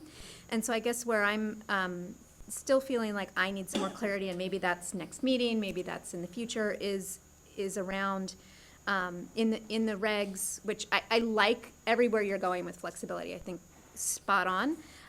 But the concept of grandfathering and maybe clarifying out what that grandfathering looks like for all of our current tracks, because that's what they are, and they don't have a lot of flexibility. And when we're talking about, I think I get that we're talking about. I hate the word guarantee. We're saying that if you've been on that orange track, we're going to allow you to continue on that orange track. I think what comes to me is, okay, but now we're saying we're recognizing how important mastery is in this, and we now are gonna have more data. I think it's like super important that we're offering personalized counseling back to those kids who are going to be grandfathered in, but who maybe are struggling a little bit more, to make sure we are supporting them with identifying those gaps in learning, if that's what's showing up in mastery. You know, for the kids who are on green or who are on blue in our current, you know, to be fair in the way that we're saying fair and consistent now in our new policy, in the big picture, what is grandfathering for them, right? Because they may have been placed in tracks under an old placement mechanism that now grandfathering for them isn't a positive per se, the way that maybe grandfathering for Orange Track is. So I do think that my sense is that's something that would be appropriate for us to bring back next time after we bring back a second reading of a policy.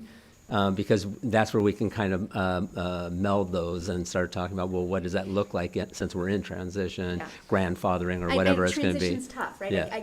But I get where we're going with, I mean, yes to the flexibility, then how does that fit into our kids who are in our system as well as kids who will be coming into our system?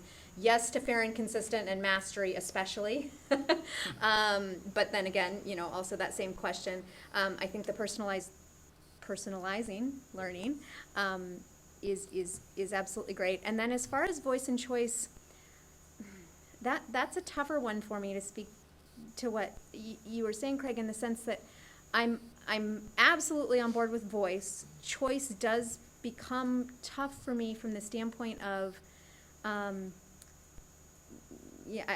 Phyllis gave one example of, we don't say to a sixth grader, yes, you can go all the way to geometry. You know, we don't say to a first grader, yes, you can just bypass all of second, third, and fourth grade and go straight to fifth if that's what parents think their child is ready for. So I do think I'd like to see choice in the policy, but I guess how do you Choice set tied to reason? mastery, though. Yeah, choice tied to mastery, choice within reason. I don't know what to call it. I mean, informed consent within reason, but not at extremes. I don't know what that looks like exactly, but yeah. So I think if we believe that's important, we ask the staff to grapple with it. Yes. And bring it back. I mean, they know more than we do, right? They're the educators, so and we either like it or we don't. Or a better word, probably choice is probably, I think, we all got the concept at least now, but is it like, are we, from a policy perspective, are we explaining it enough what it is, right? So it can get misinterpreted, misread.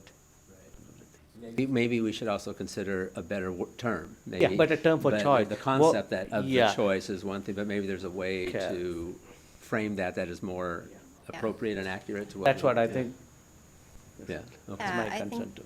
as we bring it back, also, we can maybe help clarify that sometimes choice happens within the course. It doesn't have to mean choice of a course. So could be like a student setting a goal to master something that's not within the current grade level material, but maybe they want to make an individualized kind of little personal plan that they're going to work on and they're going to take it on.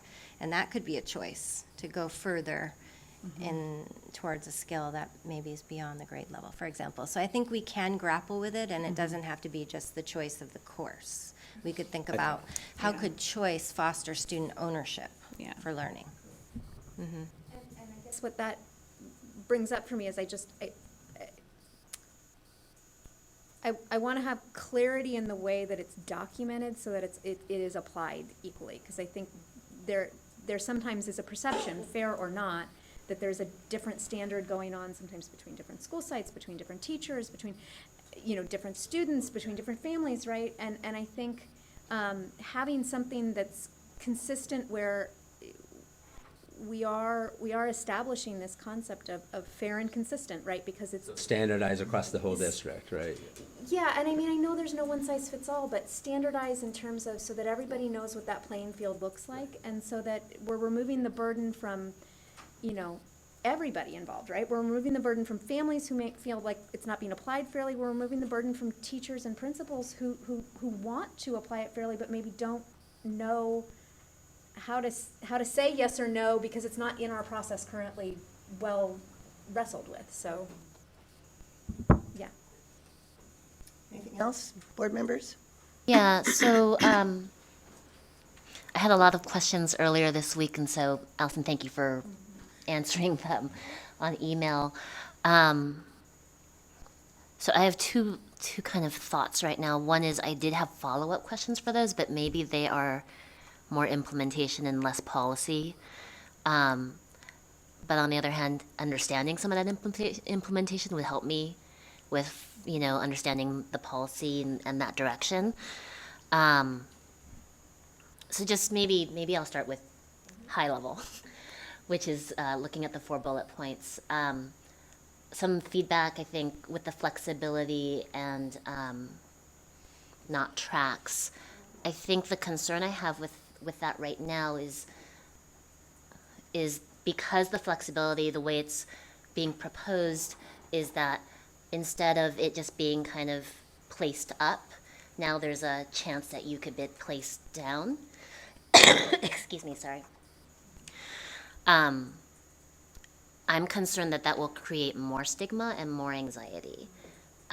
Because I know right now, at least if you're in 6, 7, and then you take the placement test at the end of 6th grade, you're pretty much still going into, what is it now? Algebra. 7, 8 algebra. No. Regular 6 can have the option of going into 7, 8, right? But if you're in 6, 7, you pretty much get tracked into the higher one, right?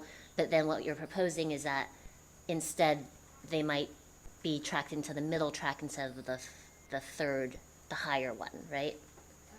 I think for me, it feels really tied to that mastery piece, that we just want to be sure it's the right fit and the kids are learning and feeling capable and confident and competent along the way. So we don't want, right now, this is something the teachers have said, that we sometimes do have kids who are really not learning the material, and they might be in the advanced class, and maybe socially it might feel good, but maybe emotionally and kind of from a learning point of view, it isn't working. So we always are dealing with those things with one-on-one basis and with principals and counselors and parents and all of that. But the old current policy is we are not allowed to move a child down. And that's really a problem, because sometimes that really is the best choice given all the factors. So we don't want to be locked into, it has to be one way or the other. We just want to be able to make the decision that is the best fit for that child. Right. Yeah. Which I understand.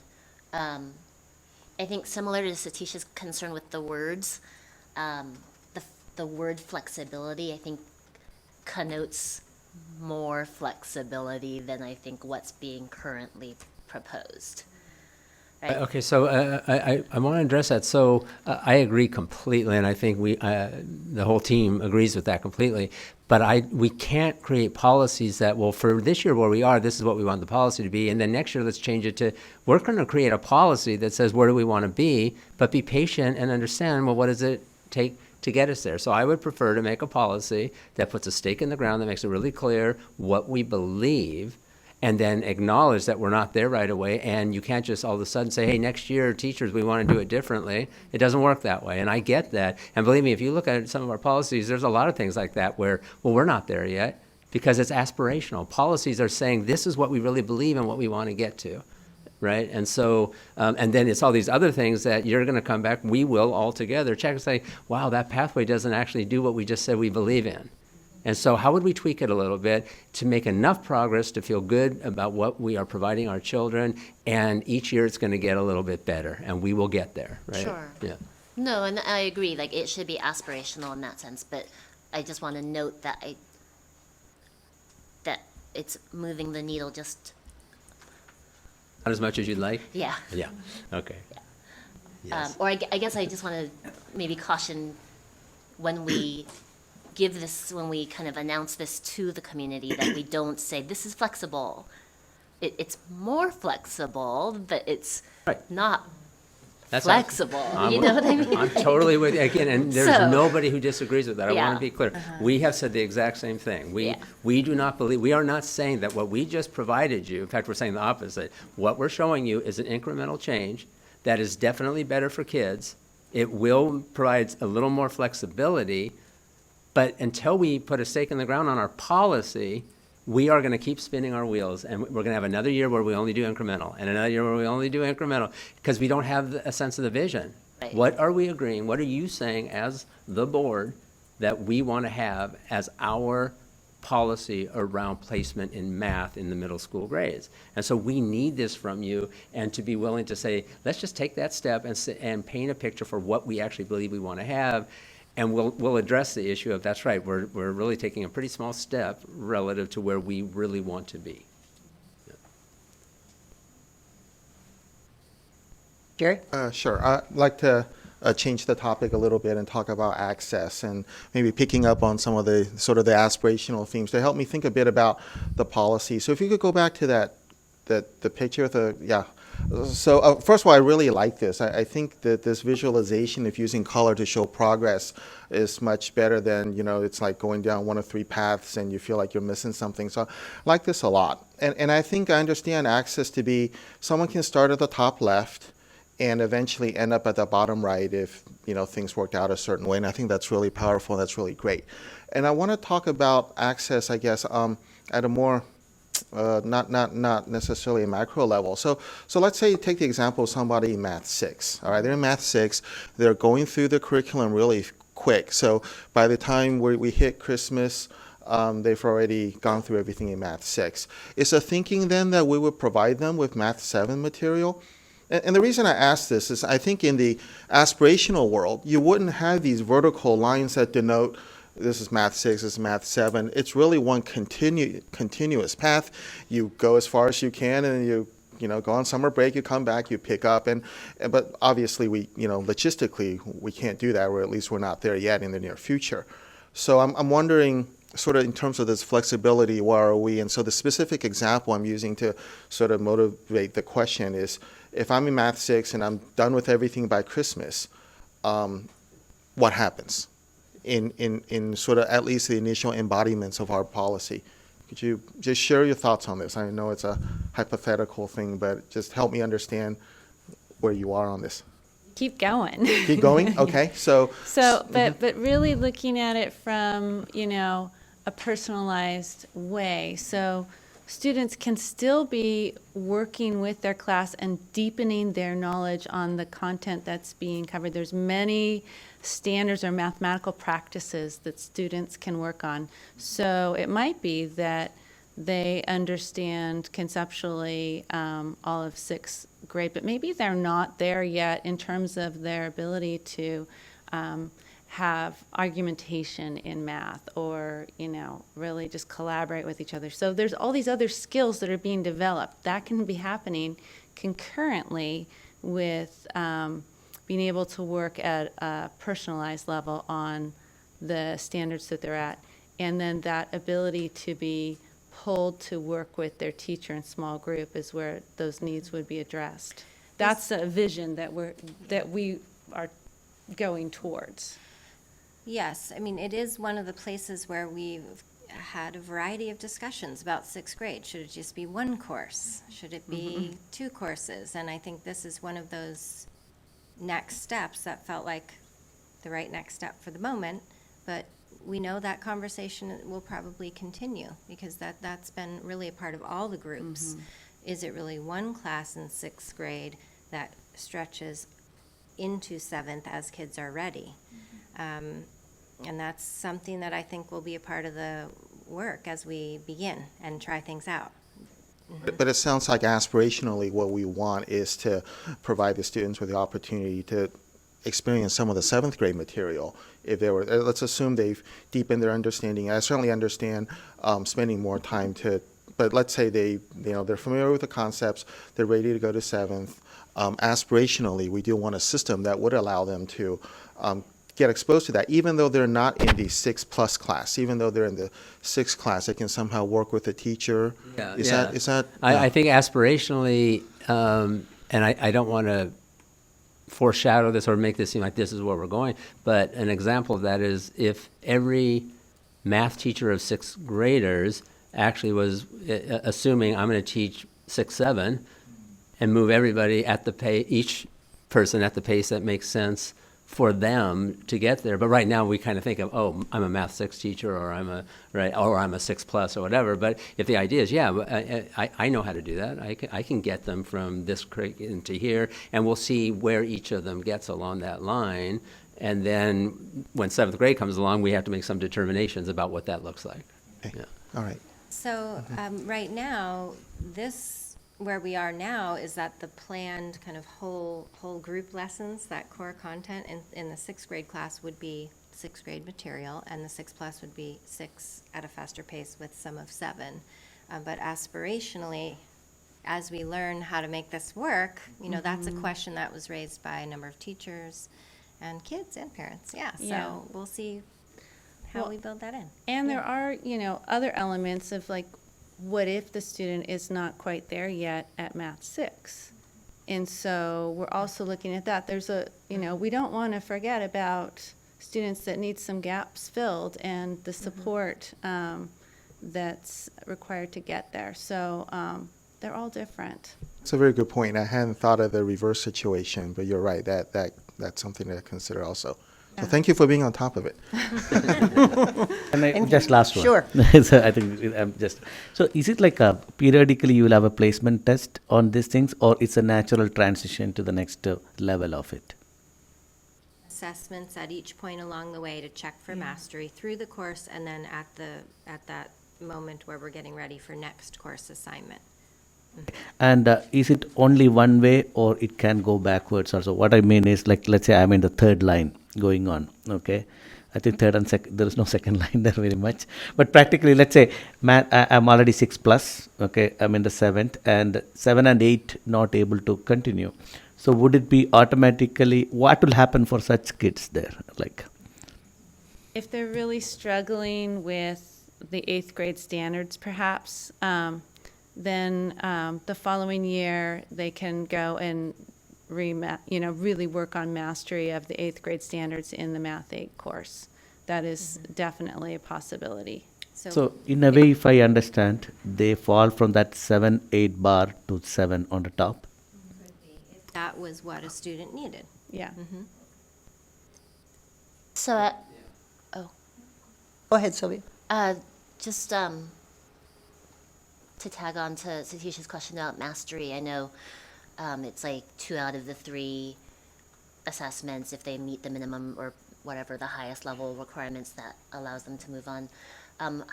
Where is teacher recommendation, or is teacher recommendation a part of that assessment as well? We are working on that right now, but that is something that we're recommending in the board policy. And the way it's going to look, we haven't quite finished working on that, but we're very interested in that. Hearing from the 6th grade teachers, they really are quite interested in what the 5th grade teachers have to say. And so I think that that's very important to the teachers. Yeah, so some of the areas that have come up in conversations about that are really around readiness for a faster pace. So some of those kind of work habit pieces that might not show up in a number that we would get from a test, but it's more what has that child's experience been as a learner in the classroom. So that's something that we're thinking about. How could we capture that and also be sure that we have really clear assessment criteria so that kids who are meeting the minimum are able to access the course. So we know that, that's really important too. Anything else in terms of direction, Lori? One more. So it dawned on me as we were having this conversation at the highest level at the policy. So we have parent education in flexibility and personalization in terms of a how. Maybe we don't need that under mastery, but under social emotional, it would seem to me that that's another opportunity for parent engagement that I don't see in here right now. And I don't know how that kind of concept of a parent university or parent schooling, parent education opportunities, whatever we want to call it, is available, you know, I guess what's dawning on me is maybe we need a fifth bullet on those really big, high-level pieces, because I think that's so key in this community. Yeah. Yeah, and maybe that's part of the voice and choice. Maybe that's part of the personalization. It's already in the flexibility, but I don't know. It almost seems like it's big enough that it might be its own. Right, and it has to be happening from early elementary, Yeah. not once they get to middle school. Yeah, and I know that's very much a work in progress for Right. us, right? I mean, it's several years before we're looking at going back to elementary, but if we build it into the policy now, it becomes part of that framework. Okay. Are we good? I'd like to make one quick point. No, wait a minute, you? I do just want to say that I have absolute, complete faith in our math teachers. They are absolutely amazing, and everything I'm hearing about the process, and I just know that with us being clear that as long as we are providing the time, the resources, the professional learning that they need and want in a reasonable amount of time, we're going to figure this out. And it's just important that that's how we're coming at it, because they are the ones who can really help us get to where we want to be, and we're not going to do it without them. So we have to be patient and appreciative of the incredible work that they're doing. I mean, I meant to say it last time, and I don't know if I did, that something that's new to this process this time is that I'm so thankful for seeing called out in the way it was, and I'd love to see in future curricula pieces that we bring before us, is this math teacher research team. I mean, these are our own local experts. They are embedded with our kids, right?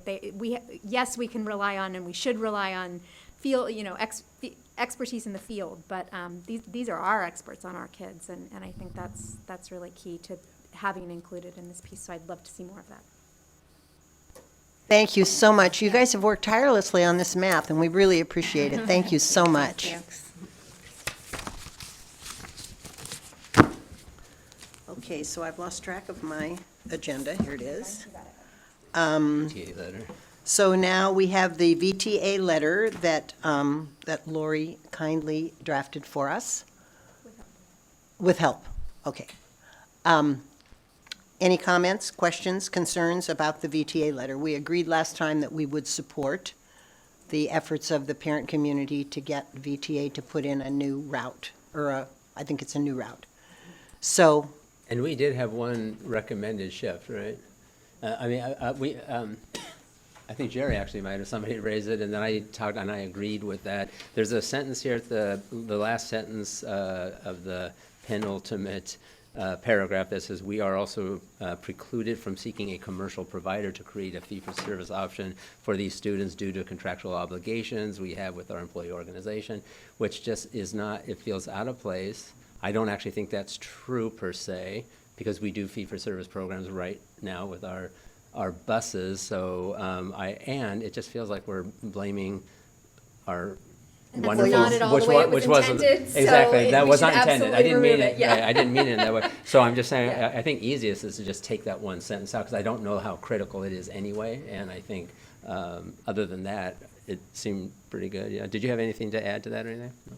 Okay. Did it? You're Oh, good. but I know she's getting ready to actually edit it as we go, so that you can all sign it tonight, so we can get it to them tomorrow. Yep. So. So if that is the only change, Renee has the newest letter with that removed ready. But if there's other things we want to change, I want to take notes on it, and then I'll go get it done so we can mail it off or send it off tomorrow. So the sentence right before the one Craig's referring to that says, we do not have the funds or fleet capacity to provide the requested route, and we have with a school bus, should we just take out with a school bus and just say, we don't have the funds or fleet capacity to provide the requested route, period? Because to your point, it doesn't matter what kind of bus, we don't have the funds, period, I don't know if that matters. I don't know how but- critical it is one way or the other, Okay. but I guess I would say the letter is ready to go. Maybe we just go with it, unless you feel it's important to do. Then. How are the rest of you feeling about it? You want to go with it the way it is, just eliminate the one sentence about the unions? Mm-hmm. Okay, I think, are you good with that, Lori? Fantastic. Okay, good, thank you. Thank you, Leslie. Appreciate the help. You need a motion. So we have to vote on that, right? I don't know, wait, was that a, It was just discussion. with direction? And No action. What we hear is that nobody has a problem with signing that letter, and we'll send it out as a group. Yep, great. Thank you. Okay, good. So moving along to 11.1, decreasing the number of certificated employees. We need a motion. Hello? All right. I'll move 11.1. Second? Wait, are we is this so, a discussion slash action? You do that at what? We take a motion and then we discuss. You have to put it on the table before we can discuss it. Be asked to vote on until you've had a chance to talk about it. Right. I see. Yeah. So we need a second before we can go to discussion. I'll second. Okay. Discussion on this resolution, 11.1.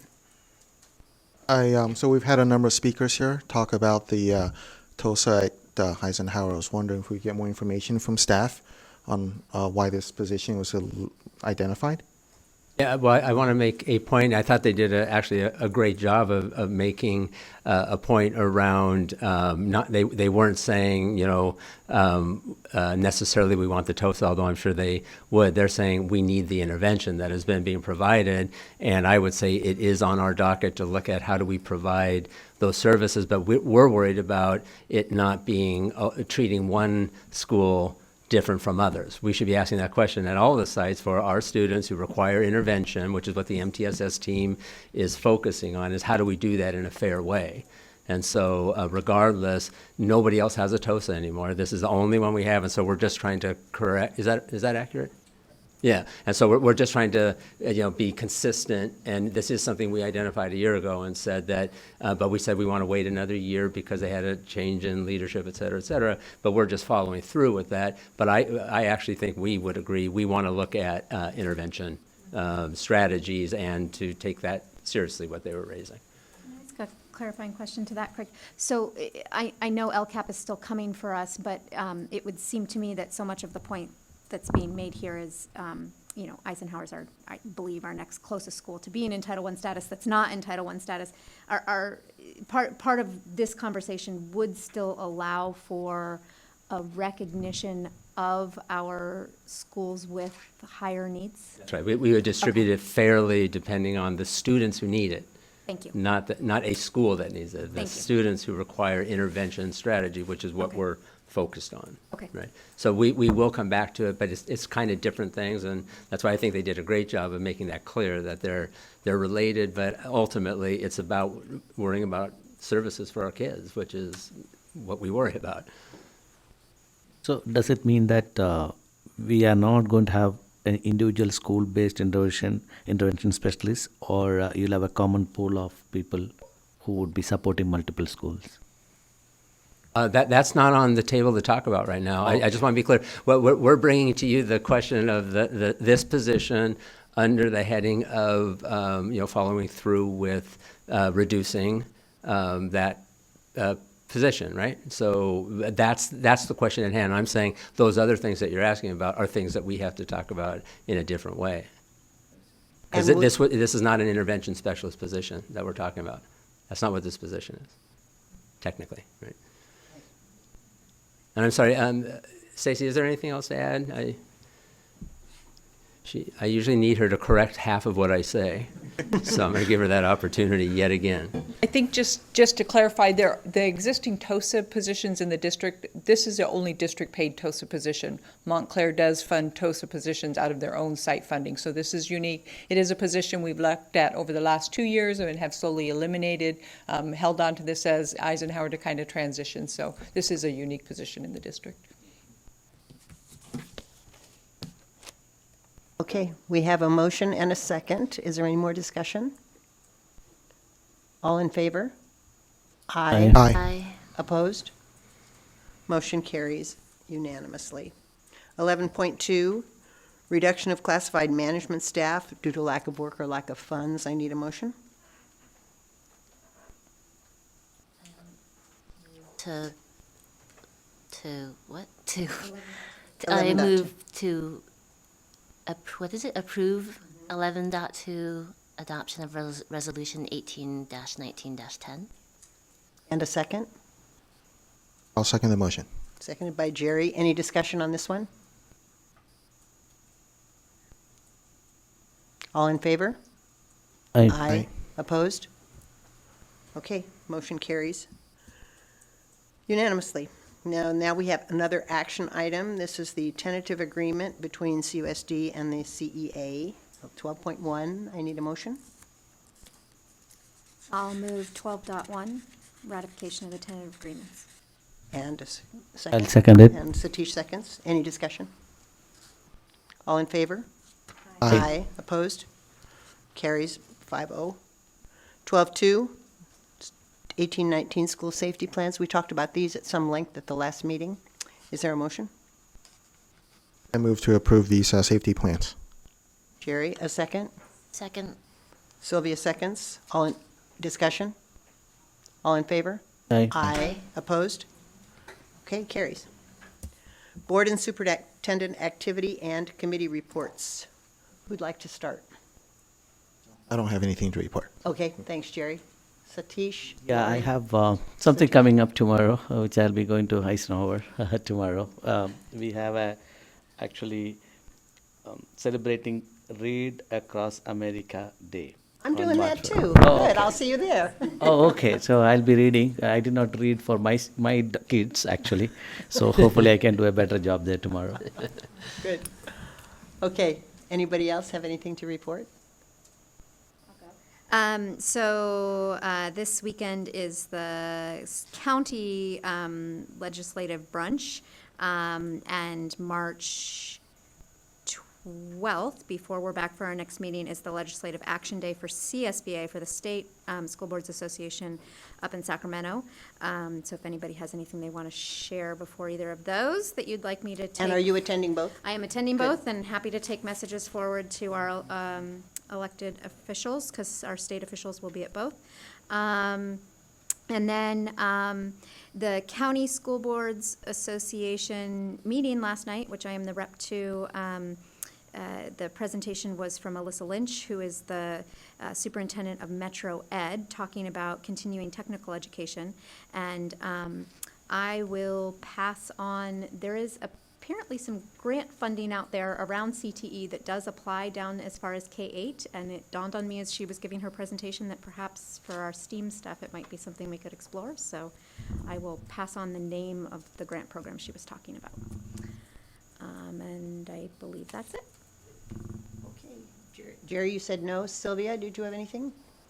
Yeah, I did a site visit at Dilworth on Wednesday, and it was really good. It was just an interesting thing to note, and I brought it up with Craig, but just that their open enrollment numbers are really high this year, like up to 100, and that they're coming from neighboring schools, so just something to look into, I guess. Sylvia and I attended the Enrollment and Facilities Committee meeting, and I just wanted to give you a little information about that. We got a ton of information about money and enrollment and kids in schools and all that sort of stuff. And we have a list of things we want to explore. The operative word here is explore. I hope it doesn't get out in the community that we're going to do any of these things, because these are explorations, but we're going to look at the Meyerholz-Clip program, the alternative and magnet schools, Stockholmeyer, boundary shifts, closing schools, and the district office. Those were the big themes that came out of that meeting.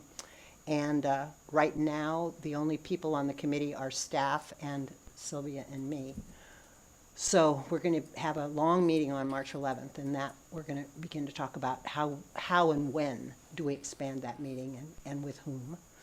And then there were some next steps that I wanted to share with you. The next steps are, who are we missing out of our committee? What other data do we need to have to make meaningful discussions about those items that I mentioned?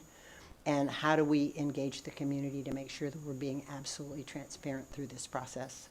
And then we'll be setting future meeting dates. So I'm excited about this committee, and it's going to be good, don't you think, Sylvia? Yeah. So that was a good thing. And as part of that, we will set the multiple conversations for the board to have following all of those, so that it's real clear where, when we're coming to the board to have conversations as well. And then I met with Lynn about the reading pilot, so I had a chance to look at both reading series, and that was really, reading is kind of a hot button with me, so that was good. I did the human growth and development curriculum. The last town hall meeting was this week, and again, Allison and Leslie did a masterful job. It was a bigger group than we've had in the past. I think, what did you think we had, 15 maybe? Yeah, so it was a good group. And then I did 2 school visits this week, so I've been busy. So with that, I think we're ready to adjourn to, No. oh, I have one thing. sorry. Superintendents. I always forget you. I know, I've noticed that. So I just wanted to follow up on committees, since that's part of this agenda item.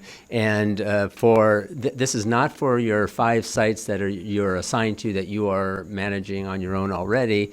We created a Google Doc that has one tab for each school. So if you want to, the principals picked a few dates over the course of the year that they would host visits from you all. So if you want to find a school that you want to go to that's not one of your 5, we're going to make this available. You just go in there and put your name. And then basically they know you're coming and they will host you, and that'll work out. They're still going to invite you to read to the kids or to come to events or whatever, but we wanted to provide an opportunity where they each had like sort of monthly, the time they could just block out an hour. They know they're available to talk to any of you who wants to come. So any time you want to just go in there and do it, we think this might be the easiest way to facilitate something instead of all the back and forth. And if it ends up you can't go, you just go in and you take your name off, and that's fine too. So we're going to share that, I assume. Is it about ready? Where are we on? It is ready, although I don't know why that one of the schools is listed as sheet number 1, so I have to go back and check because we don't have a school named that. Person So of interest number 1. I will share it with you either tonight or tomorrow. And then the hope would be, just to make Renee's job a little bit easier, is there are none scheduled for next week. But if you knew that there were schools you wanted to go see, if you could plug yourself in next week, then what Renee will do is she'll confirm with the principals and let them know that, that's set. I think it's hard to, if you're all doing it on different days at different times over the next 5 months, it makes it a little bit harder for her to help manage it.